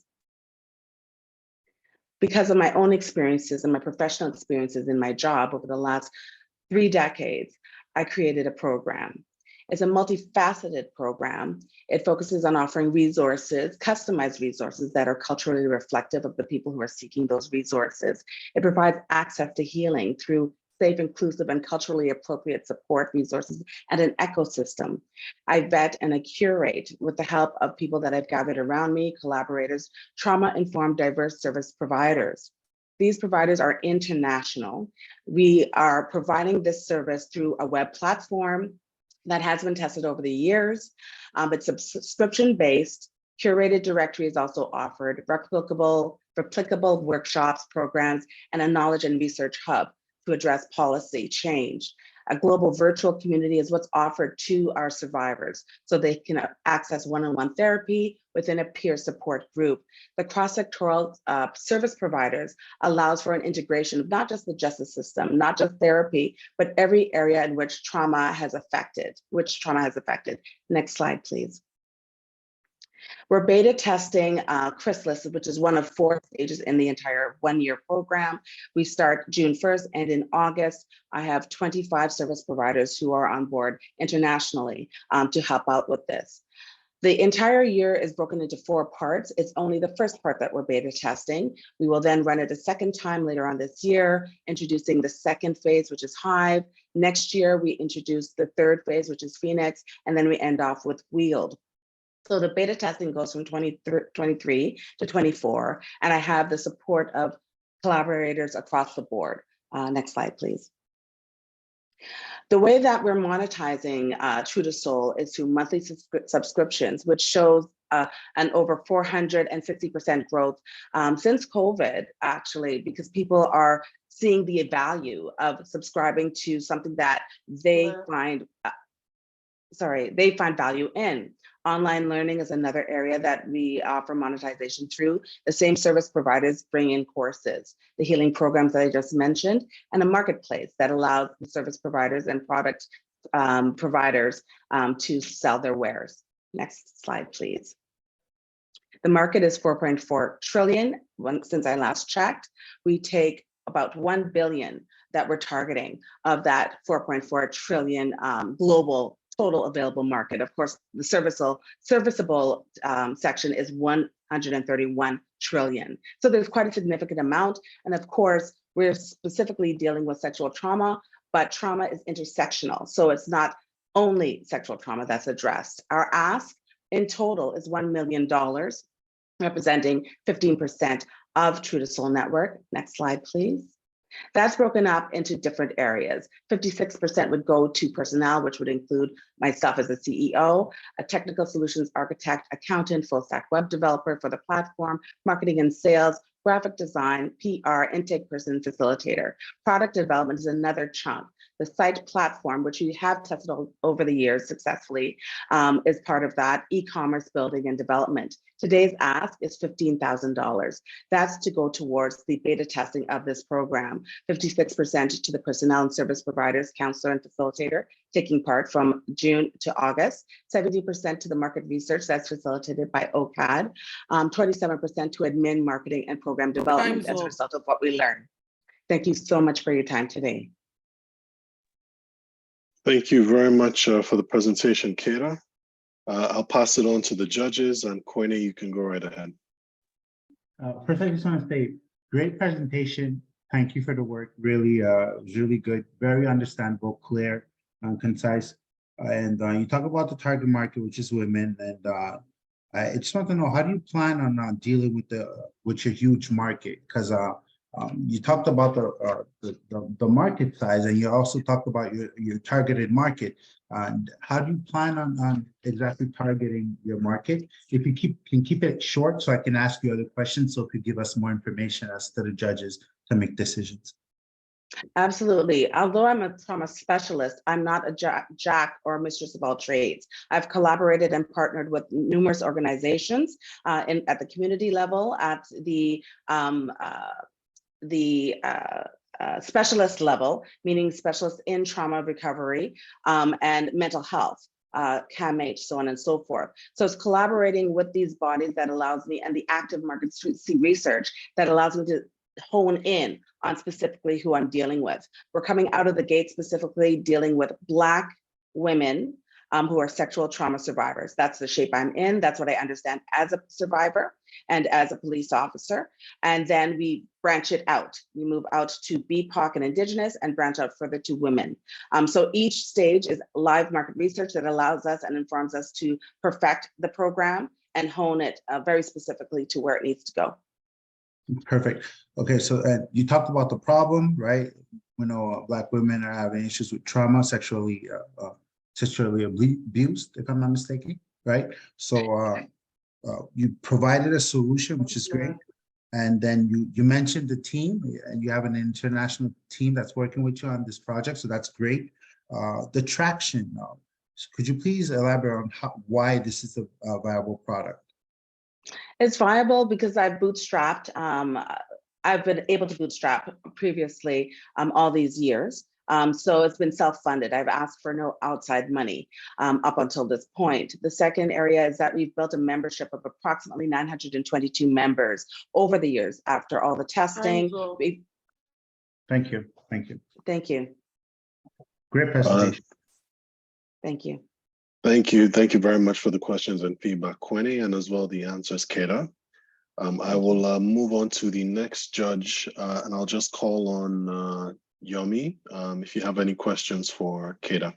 I know Keda, I meant to move on to the next judge, not the next presenter. So there's still two more judges who have feedback, after which we'll move on to the next presenter.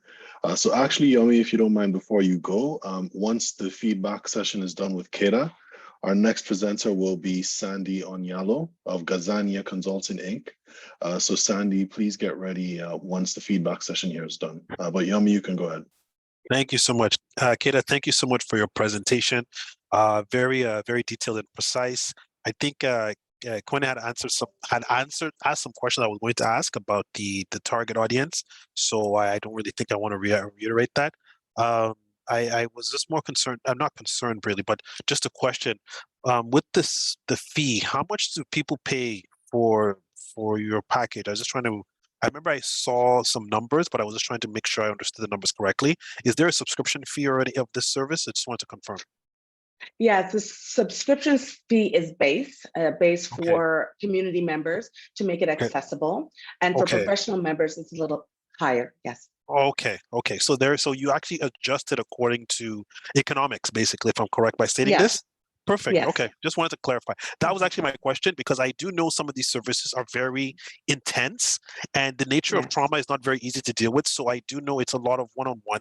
My concern was just like, if the person does not have the financial funding to do this, what do you do to cater? But you've answered the question. So thank you very much for doing so. Welcome. That's pretty much, I see you have an extensive catalog of countries and very impressive. A lot of them are countries where I've identified that they do have trauma in those countries which are not spoken of. So well done with that. I just want to commend you on that. Thank you. Thank you so much. Thank you. Thank you for the feedback, Yomi. And we'll go on to our last judge on the call. Gohar, if you have any questions or feedback for Keda, you can go right ahead. Keda, thank you so much for the presentation. I actually don't have any questions. I fully support, I like the business. I understand your market. And lately I see how this business would have gained some traction in the past, at least a year. You think that had happened to your business? Did your business see any of that? I'm sorry, it broke up quite a bit, so I heard only portions of the question. I apologize. There was not a real question. I just wanted to know in the past year, did your business also see a bit of traction with the whole Me Too movement going on and whatnot? Absolutely. It was a combination of Me Too, BLM, and COVID that actually made me pivot and bring my business back down to exactly where I want to focus, which is BIPOC and Indigenous sexual trauma survivors. I feel like society has been tenderized to the point where people now are willing to have the conversation, because I've been at this for a couple of decades and it's a highly stigmatized topic. People are now willing to look at it and actually speak about it and pursue healing. So yes, in answer to your question.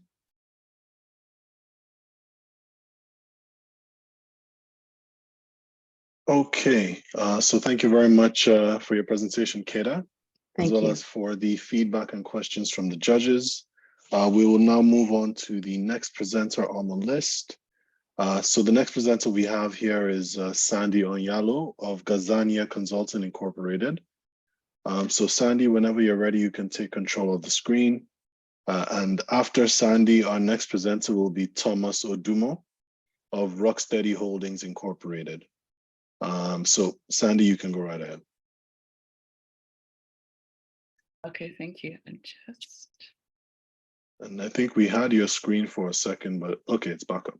Sorry, it was on the wrong page. Okay, there we go. Okay. Slideshow. Okay, can I start now? Yeah, you can go right ahead. Good afternoon, everybody. My name is Sandy Onyalo, and I'm the founder and principal consultant of Gazania Consulting Incorporated. We provide human resources and management consulting services to organizations of all sizes, small, medium, and large. We're currently in the scale-up phase. You can see from the list, the kinds of problems that we face within organizations. What's very prevalent right now is employee health and wellness issues. Sometimes there's a human rights commission directive that the organization faces, and they want us to help them implement the directive. We add quite a bit of added value to the equity and inclusion piece. A lot of firms that we work with don't have that expertise. So that is an added value for us. Strategic planning, group facilitation, excuse me, and sometimes we identify learning gaps within organizations. So IBIS World has indicated that the secondary and primary markets are 3 billion and 18.7 billion, excuse me, respectfully. And they've also noted that organizations will increase their expenditures within their consulting portfolios, and particularly the Canadian federal government as part of their COVID recovery strategy. And the Canadian government makes up 60% of our clientele. Oh, excuse me. We provide a very intense analyzation and evaluative approach to any problem that we're looking at within the organization. And we really pride ourselves on scanning academia, national, international sources so that we can bring that information to the client. And it's usually done in the form of data analytics, for example, policy analysts, training, and we also do audits. Our business model is fairly straightforward. We either are contacted by the client directly, or because word of mouth is sort of getting out there in terms of the work that we do, or we work with a third-party firm. Right now, we're working with 5 different third parties who approach us and ask us if we're interested in applying for a particular call. Once the client is interested in our proposal and work plan, we go to work, we make recommendations based on our expertise, and then we receive payment. So we've only been operating for 1 year, and you can see from our financials that we've done fairly well, starting in the first quarter with about 23,000, 45, 69, and we ended the year with 76.5 in revenues from our clients. So in the last 12 months, we've worked with 14 federal municipal government organizations, a national union, and private and non-sector organizations. So we'll basically work with anybody. And because of the revenue that we were able to receive last year, I was able to hire an administrative assistant. So currently, myself and Josephine Padua make up the Gazania team. And moving forward, we'd like to be known for our innovative solutions. We bring innovative solutions, and we're not afraid to be a little bit more cutting edge, I think, than most firms, and really provide firms with a solution that they need. Sometimes they're surprised about. We would like to reach out to 30 organizations over the next 2 years. And we'd like to branch out into the international market, namely East Africa, and increase our revenue by 200,000. 1 minute left. Our ask is 25,000. We would like a data analyst. It will help us serve our clients better, particularly the medium and large organizations. We do not have a website. And so we would like a web developer to create and maintain our website. We need a bookkeeper to help with our financial management issues, and software for the corresponding the corresponding roles, mainly a bookkeeper, data analyst, and web developer. Thank you. Thank you very much for your presentation, Sandy. I will now pass it on to the judges for some feedback. And Quenny, I see your camera's on, so we'll start off with you. First, I would like to say great presentation, Sandy. Your presentation was really clear and concise. I'm not even sure where you want me to go, which route. Do you want to hear the negative feedback, or do you want to hear pretty much questions concerning your presentation? I'll let you pick because I think, sorry, questions first, and then negative if you have time. Okay, perfect. So my question would be, if you can please elaborate on your solution, right? Because I know you provided, you spoke about targeted marketing, you spoke about the problem. Could you please just elaborate on the solution, how you're going to pretty much ensure that you're meeting your target audience's need? Well, the way we meet the target audience need, well, first of all, we do work with organizations, but indirectly, what our target audience is the employees. When we talk to employees within organizations, we realize that they're dealing with a lot of issues, health and wellness. Not a lot of people want to go back to the hybrid, the workplace full time. So we're working with organizations so that they can restructure to meet their own mission and mandate, but also meet the needs of their employees. One of the things that we do is we partner with organizations. We don't come in as a consultant and say, this is what you need to do. We work very collaboratively with our clients, and we're also available for the implementation part, because most organizations will come in, make suggestions, do the analysis, and then they're gone. We make ourselves available for implementation. The reason why organizations aren't making as much progress as is needed is because they're left to do the work afterwards. We're available to do the implementation if needed. Okay, perfect. And then I know you spoke about the revenue. Yeah, right now, by year end, you said you had made over $76,000. I'm not mistaken. Pretty much kudos to you. That's really good. I saw the growth. Good that you mentioned about your revenue model and how you were growing quarter by quarter. That was very illustrative. You spoke about your strategy and you're working with the federal municipal. That's very well. You spoke about the investment in terms of how much you need. I think that's very clear as well and concise. And if you could keep just a little bit of elaborate on your strategy, your pretty much your strategy values and how you plan on pretty much helping these individuals in terms of I know you're getting your target audience directly from organizations, but what strategy are you using to be able to grow this, grow your pretty much your customers base? Well, one of the things, so we're quite busy. We've been quite busy over the last year, and we just started. We've been quite busy. One of the things that we would need to do is have a website so that we can, so we're a little bit more proactive and helping potential clients understand the work that we do and the depth of the work that we do. A lot of organizations who are management consulting don't do training. We do training. We do a lot of things that people don't know that we do. So I get approached and say, do you do this or do you do that? And they're surprised by the different things that we're able to do. So, and also one of the things that we need is in order to grow, we also need to be able to manage our books a little better.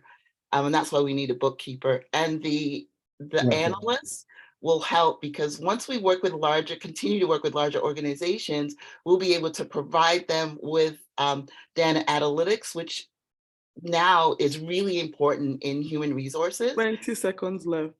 The data analytics approach within human resources really tells a story of what's going on in organizations. And so that will really help give organizations a sense of what we're able to do. I love how you understand your weaknesses, right? And you're looking for ways to pretty much mitigate those weaknesses, right? You understand you need a data analyst, a web developer, and a bookkeeper. That's amazing. Kudos to you and great presentation. Thank you so much. Thank you. All right, thank you for the feedback, Quenny, and as well for answering the question, Sandy. And I'll move it on to our next judge, Gohar, if you have any questions or feedback for Sandy, you can go right ahead. Hi, Sandy. Thank you so much. Very good presentation. I really like the model. I like the common thing that I'm seeing in all these new businesses is that the educational piece that is not covered. But my question to you is, will there be, is it a part of the package, or do you think that the educational piece or training piece should be a separate segment or a separate part of the business, so rather than all in one service? No, the training is part and parcel of, it's a package. The training is part and parcel of the work that we do. We do middle management training, anti-racism training, diversity, equity, and inclusion, cultural appropriateness. We do all kinds of training. So it's already built into the work that we do. We just need to be able to promote that on our website.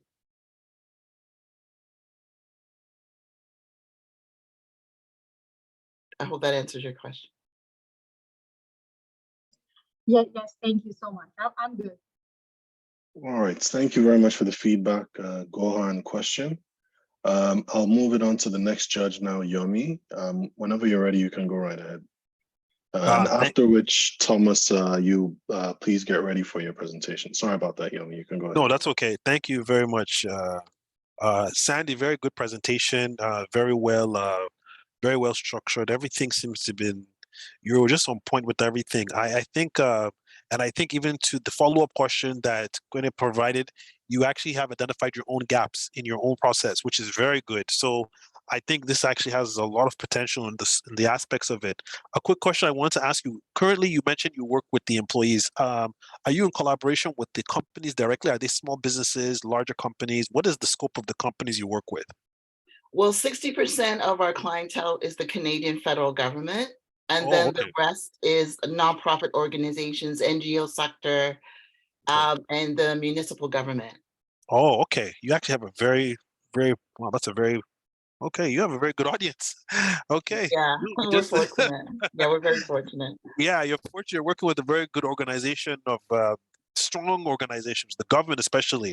So definitely a lot of opportunity there, especially when it comes to balance and well-being in the office environment, actually post-COVID, or we don't say post because we're still in it, but after the whole COVID incident and everything that's been taking place, I think there's a lot of opportunity. I don't really have a lot of feedback more than just I was just trying to know who is your, which businesses are you operating under, but you've been able to answer that question for me. Thank you very much. Thank you very much. Okay, sorry about that. So thank you very much for the feedback, Yomi, as well as the presentation, Sandy, and the feedback from the rest of the judges as well. So we're going to, so we're going to move on to our next presenter now. Our next presenter on the list is Thomas Odumo of Rocksteady Holdings Incorporated. After Thomas's presentation, the next presenter is Ingrid of Griot's Polyglots. So please get ready. And Thomas, whenever you're ready, you can take control of the screen and go right ahead. Thank you. Okay.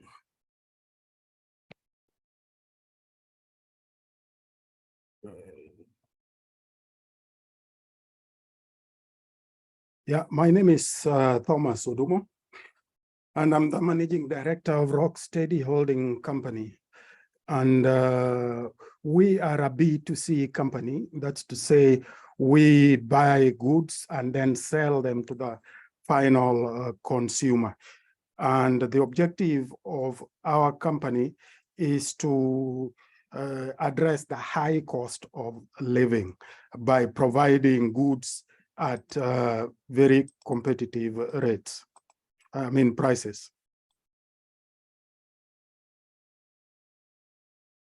Yes, yeah.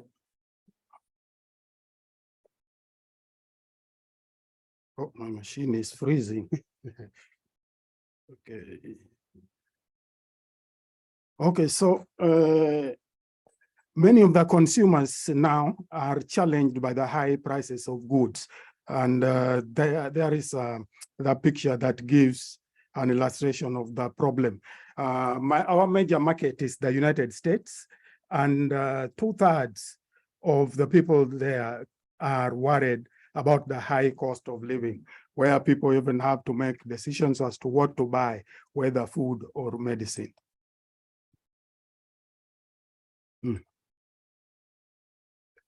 Okay, so we sell mainly on Amazon, and Amazon is covers a lot of countries. We are starting off in North America, the 3 countries, and the US is our premier market.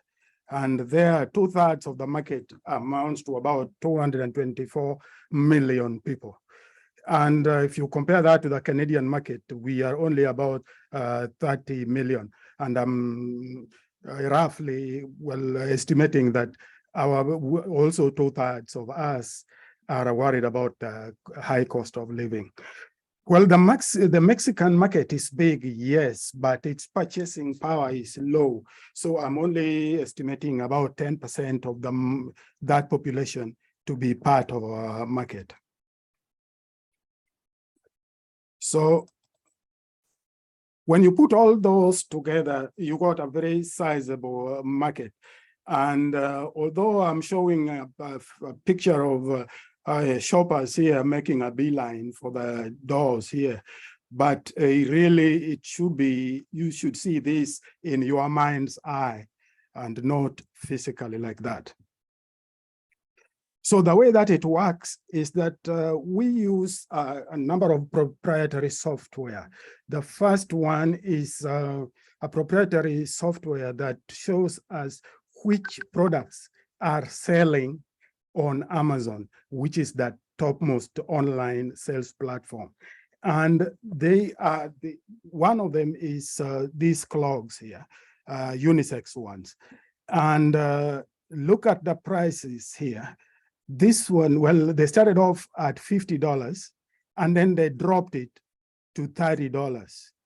But if you relate that to how much will buy it in China and other low-cost jurisdictions, you see how much of a margin that we are working with.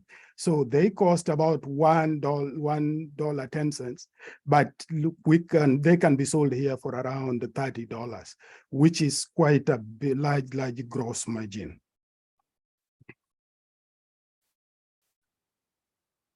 Okay, so I did a proof of principle. I started the company in June 2020. And we started off with sneeze guards, which are those clear transparent panels that are used in public places to protect the customer service from COVID jams.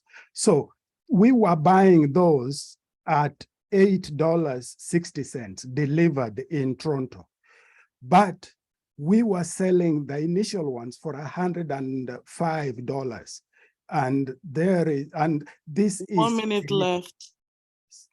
So when you look at you look at our fundamentals, we had we have an annualized growth rate of 28%. So this we started in 2020, as I said, and this is our growth profile. And for the first 4 months of this year, we are already at about 50,000 here.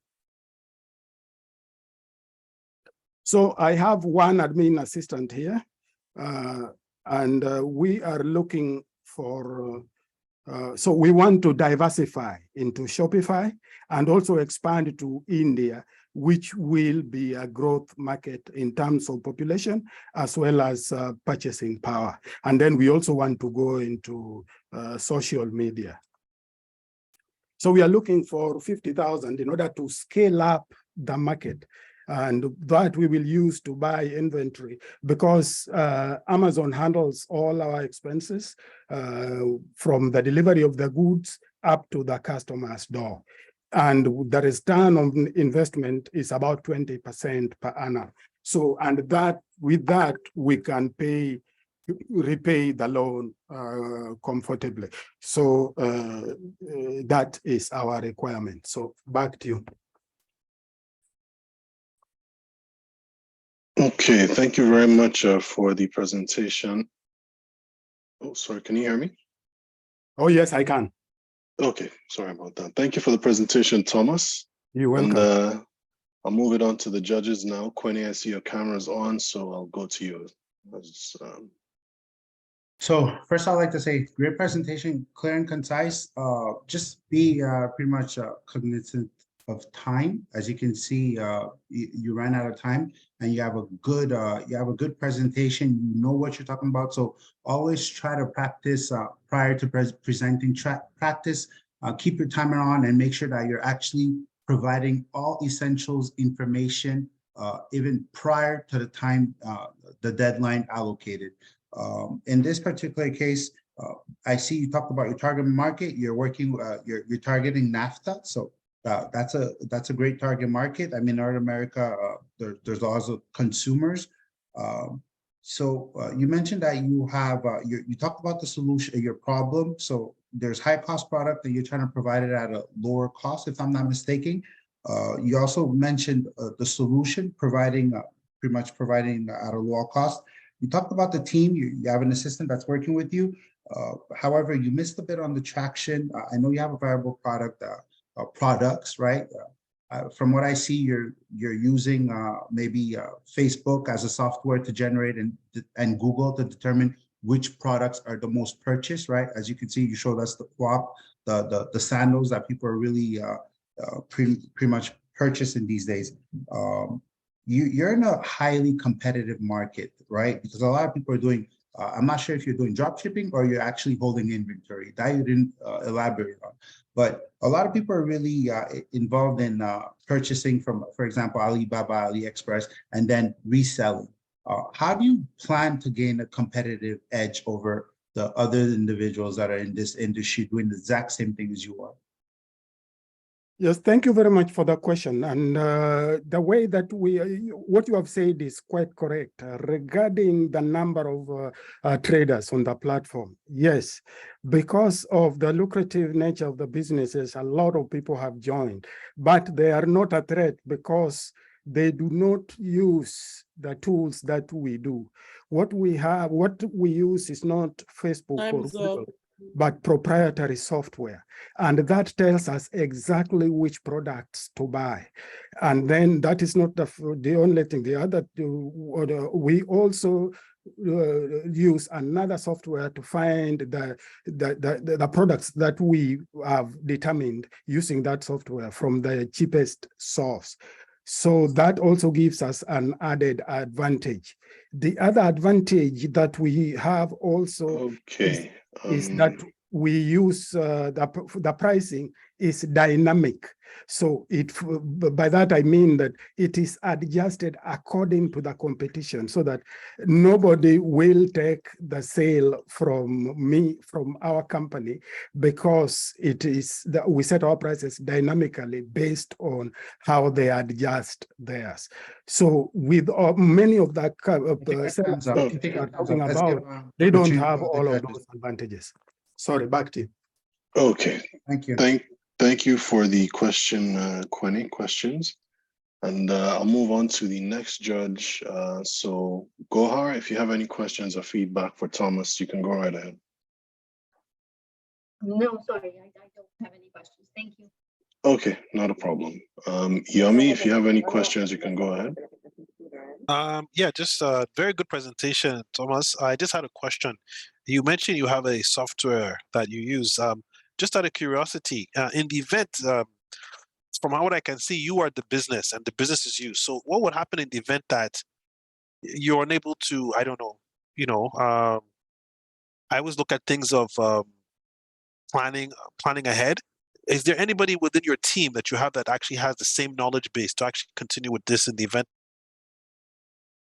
that you're unable to do? Because I understand, yeah, that's what I just wanted to comment, because there's only you and your, I like the fact you have low overhead, there's only two of you, but is there anybody else outside of your circle that you're using as part of your immediate business requirements to run your business in your absence?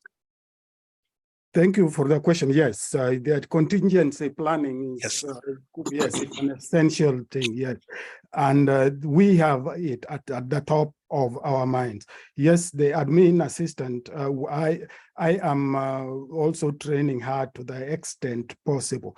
But you are right. But with the added with the impressive growth in revenue, we'll hire someone else in addition who will be able to tide the company over in that event. Okay, thank you. Just wanted to make sure you're aware of it because I can see growth in this. As they had mentioned, there's a lot of similar competitions, but if you have something that's working for you, I mean, it's software, so I'm sure there's always space for that. But in terms of contingency, there always has to be something like, what if the person is removed? 6 seconds left. Yeah, I just want to make sure you've put that into consideration as well. Oh, and you are right. And the other thing that we are doing is documentation so that someone else can pick it up.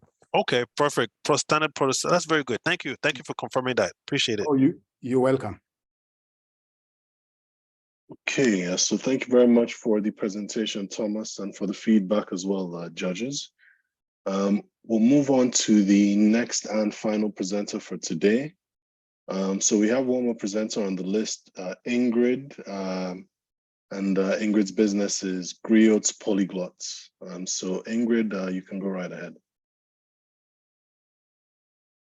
Yes, can you see my screen? Yes, we can. Okay, thank you so much for giving me that opportunity to showcase my business, Griot Polyglot. It's a business that helps immigrants to build confidence to play in order to facilitate their integration here in BC. Did you know that each year, Canada welcomes more than 400,000 immigrants? Those people come here to bring their talent, their brilliance to our country. They are hoping for a new life, to make friendship, to find a job, to support their family. But they struggle because they don't speak the language fluently, either French or English. They lack confidence in speaking the language. And some of them can face racism and discrimination. And on top of that, when they manage to find a job, their integration in the workplace can be difficult. Did you know that managers spend 20% of their time managing conflicts? 49% of those conflicts are due to poor communication skills and 31% are due to racism and cultural differences. 2 billion per year, that's the cost of that problem.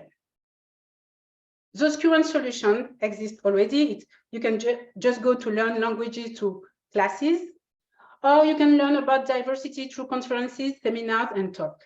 But those solutions don't go to the core. They don't address the emotional baggage the immigrants come with them. And let's face it, most of them are quite boring. What we offer, it's fun and engaging team building using theater and improvisation. We help immigrants to build their confidence speaking French or English through role-playing in order for them to deal with their day-to-day interaction. We help them to be able to speak up against racism as a victim or a witness. We help corporations to switch their mindset and to bring more cultural diversity and be more culturally inclusive into their team and avoid conflict due to misunderstanding or miscommunication. The benefit of our solution is reducing the cost of managing conflict, a better work environment where everyone is seen and they can feel safe to share their ideas, and ultimately retaining employees. For the immigrants, their peace of mind, their opportunity for success, and their happiness. Our unique selling proposition is our methodology, the experience that we offer. All of our workshops are highly interactive. Our philosophy is, tell me and I forget, show me and I might remember, but get me involved and I will remember forever. Those are all the skills, all the benefits we can get from improvisation and theater that can help immigrants to be more confident professionally and personally. Our target market, corporates that hire culturally diverse teams. This is a niche that we are currently starting to work with. Organizations that help immigrants to settle here in BC, and schools. You cannot believe how beneficial it is to learn those skills at a very young age. Our revenue. Until 2022, I was alone, wearing all the hats. But since 2023, I started to hire facilitators to help me with my workshops. And as you can see, I almost reached the revenue that I made last year. And my expected revenue for this year is 80,000. Our impact so far, we helped more than 1,000 kids in school, more than 700 immigrants or newcomers, and worked with more than 100 immigration organizations in BC and even in Calgary. Here are some examples of company, organization, and schools who trust us already, and we are still working with a lot of them. We have some very excited upcoming projects and partnerships. An organization from Cameroon reached out to us because they want the immigrant to be ready before they arrive here in Canada. We have a shared caring company, Modo. It will be our customer who want us to help the call center team, and other partnership coming. Here is my amazing team who are helping me along me to bring that dream and help most people as possible. Our challenging. Due to our growing number of customers, we have difficulty to keep track on them and to nurture them. We have a non-consistent branding and our message is unclear on our website. What we are asking for is for 15K, 2.5 to help on our branding, 2.5 for our CRM, and 3K through our website. It will make the experience of our customer more smoothly on our website, and we will be able to nurture them. We hope to train as well some more facilitators in order to deliver more workshops. How we plan to reimburse that? Due to those actions, we are expecting more than 60% of returning customers, and we want to build a newsletter. We know this newsletter will really help us to build our customer base and get those customers to come back to us. Please help us to build that vision, a world where everyone is seen, welcome, valued. Thank you so much. All right, thank you very much for the presentation, Ingrid. And we'll move on to the judges now. Quinny, you can go ahead. So great presentation. Just a heads up, if we're gonna ask a question, try to answer that question fast. That way it gives us more time to ask more questions and pretty much adjust our thoughts and our comments regards to your presentation. So I'm just going to go straight up and say, how are you attracting your clients? I see you have a huge partners. How are you attracting them? Yeah, so as a French speaker, I'm really well known in the French community here. So all of my, most of my customers right now are from the French community, and word of mouth, they hear about my program, my workshop, how well it went. So they give the word, and I build my customer base for now like that. Perfect. You spoke about your target audience, immigrants. You spoke about the problem, identifying language barriers. You spoke about the solution, which is speaking English and French. You're trying to teach people how to speak English and French. You spoke about the team. Well done. The traction. You really covered everything. Last question for me is, how do you plan on really keeping a competitive edge over all these, like, for example, schools are already teaching languages and any other organizations, Duolingo or whatever it is? So I have two strategies. One of my first strategy would be to hire a culturally diverse team myself. I want to show what I'm preaching for. So my second strategy will be to reach out through that newsletter, to reach out to all those schools and to make some partnership with some language center, because my program is not competitor with their program. It's more an add-on. What I'm adding is the experience for them to really feel true role play and to be more confident speaking the language. And the language center, they give the base. Sorry, Yes. lastly, I just want to ask you a quick question. I know we're short of time. Your revenue, I didn't get that. Your revenue stream. What are you doing in terms of revenue right now? If you don't mind sharing with that, I don't know if you did. What I'm doing? How are you performing right now in terms of profitability? Oh yeah. So I was saying that since 2022, I was alone in my business. Until 2022, I was alone. So I managed to make more than $40,000, $40,000, yes. And since this year, I'm starting to have more facilitators to help me with my workshops. And since then, I'm almost reached more than what I did last year. Charging, sorry. What are you charging individuals to teach? Oh, actually, I don't, like, I have several models. I mostly work with organizations. So it's organizations that brings the individual. So for that, I have several packages. So my prices can go from 500 for 1 hour workshop to 7,000 for a package of a series of workshops. Okay.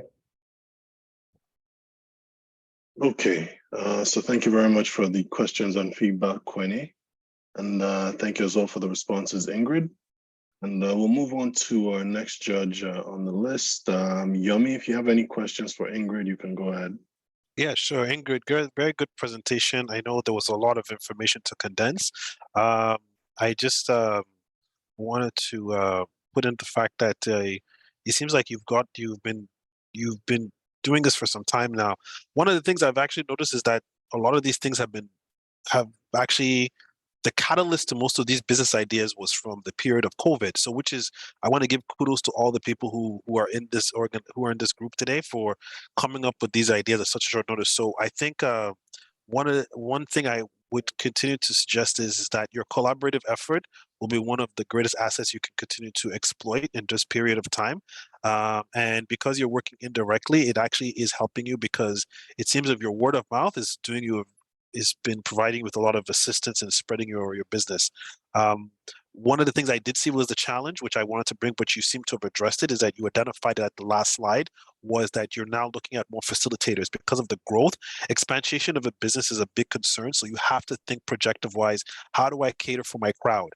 Because what will happen is people will not see that you can cater. It will take away from the quality of what you do. And then what happens? They go to competitors. So fortunately, you're in the BC area. You have a lot of opportunities because it's not a heavy French immersion. So anywhere they can find one French, everybody will flock to the one location. But that keeps in mind that try to just always make sure that you're always thinking ahead, so that people will start thinking about similar and variations. The next thing, you see yourself in competition. So it's just something I wanted to share. Yeah. Thank you. No problem. All right, thank you very much for the feedback, Yomi. And our final judge, Gohar, do you have any questions or feedback for Ingrid? No, sorry, I don't have any questions. Okay, not a problem. Sorry, if you don't mind, I'd like to use her time for 2 minutes. I just want to ask Sure, you can go ahead. To Ingrid. Sorry, you mentioned that you charge ranging from 500 to 700,000 to 7,000. But I also noticed that you have a huge, so pretty much partners that you're dealing with. So I just did a quick calculation. With $40,000 in terms of revenue in a year, let's just go with the lowest range of what you charge. For example, $500 you charge. That would be like around 80 customers. So how are you managing those customers? You can go ahead, Queenie. I think, Sharon, this is Gohar's time that Queenie is going to be using to ask the questions. Sorry for interrupting. You can go ahead. No problem. So like I was saying, I saw that pretty much if we're to use your range, your figures in terms of revenue, you said you made $40,000 this year, and you also charge, if I want to use the word subscription. So per subscribed customer, you charge them either $500 or $7,000. Using the lowest range, which would be the $500 per customer, that would mean you receive 80 customers this year, approximately, right? That's if we're to use the lowest range. How do you anticipate of growing this number, or did you actually did you retain these 80 customers so that you can move forward with your business? Yeah, so that's the thing. I noticed that when I contact back my former customers, they are there. But sometimes they are very busy. If I don't call them to say, hey, do you want a workshop? They won't call me. But as soon as I send them an email, they are there and they book like 3-4 workshops with me for the year. So that's why I really feel like I need to build that newsletter. And through that newsletter, I can reach out to them. I need to build that customer base with the CRM. So to reach out to them like that, they will be there.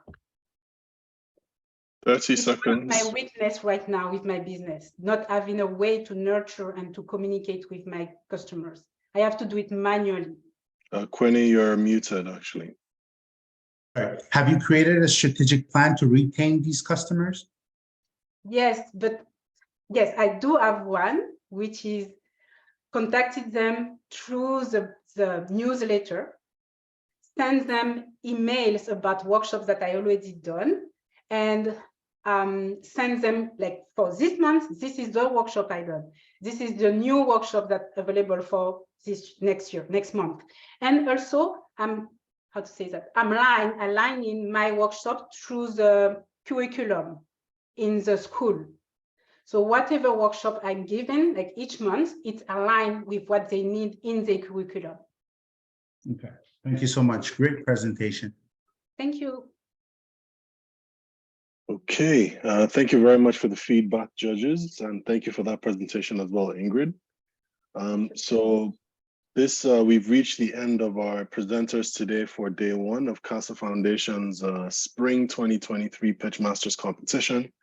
And I'd just like to thank everyone who's presented again today. So we had Jody Ann Campbell of Keep Wealth Melanated KWM. We had Petra Grant of PKG Digital Marketing Agency. We had Larissa Laura Lowe of Grape Vibe. We also had Juliet Kego Ume Onido of Whole Woman Network. We had Natalie Howie, I apologize, of Nabad Consulting. Kyle Rose of Cyber AI Core. Imani Moneta James of Organic Soul Healing Arts. Fatih Tandogan of Minoa Home Incorporated. Keda Edwards Pierre of True to Soul Network, Sandy Onyalo of Gazania Consulting Incorporated, Thomas Odumo of Rocksteady Holdings Incorporated, as well as Ingrid of Griots Polyglots. So thank you all for presenting today and for participating in this pitch competition. And also thank you to all the judges who helped oversee the presenters and give their feedback and ask questions.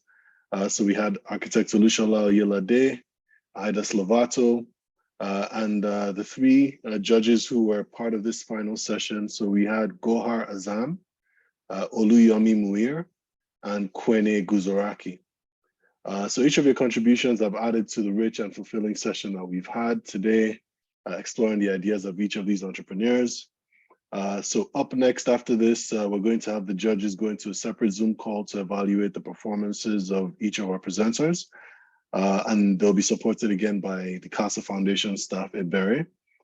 So if you have any issues, please let us know and we'll work to resolve it as soon as possible.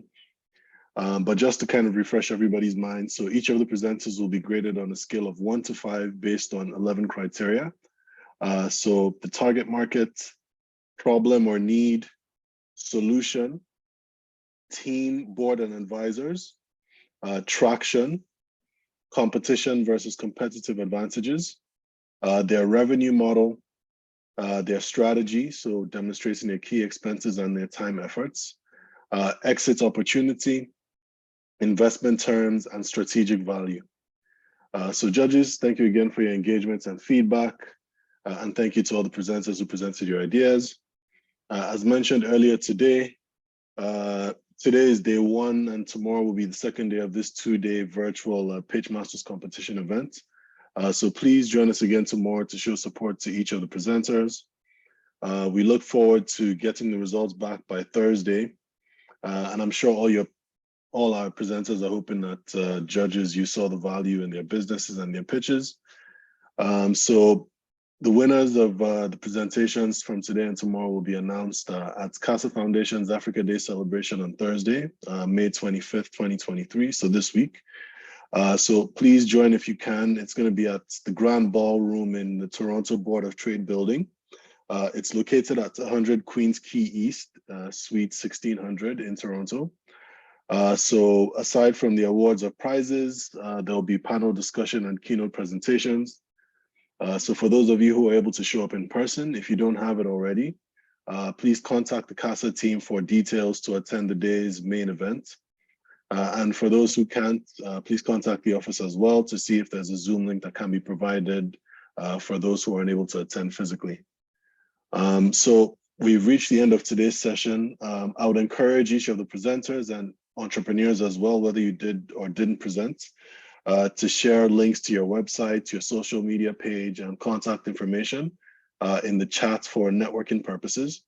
And I'll say you're welcome to stay on the Zoom call for, I guess, the next few minutes. So I'll say 5 to 10 minutes if the CASA team is able to keep it open that long. And for those who will be present for tomorrow's events, for Day 2's events, we'll see you tomorrow. Thank you all for being a part of today's events. And for everybody else, have a good evening. Thank you. Bye. Thank you, everyone. We're super proud of you. From the bottom, we're so proud of you. And for those pitching tomorrow, yay, you can do it. Have an amazing evening.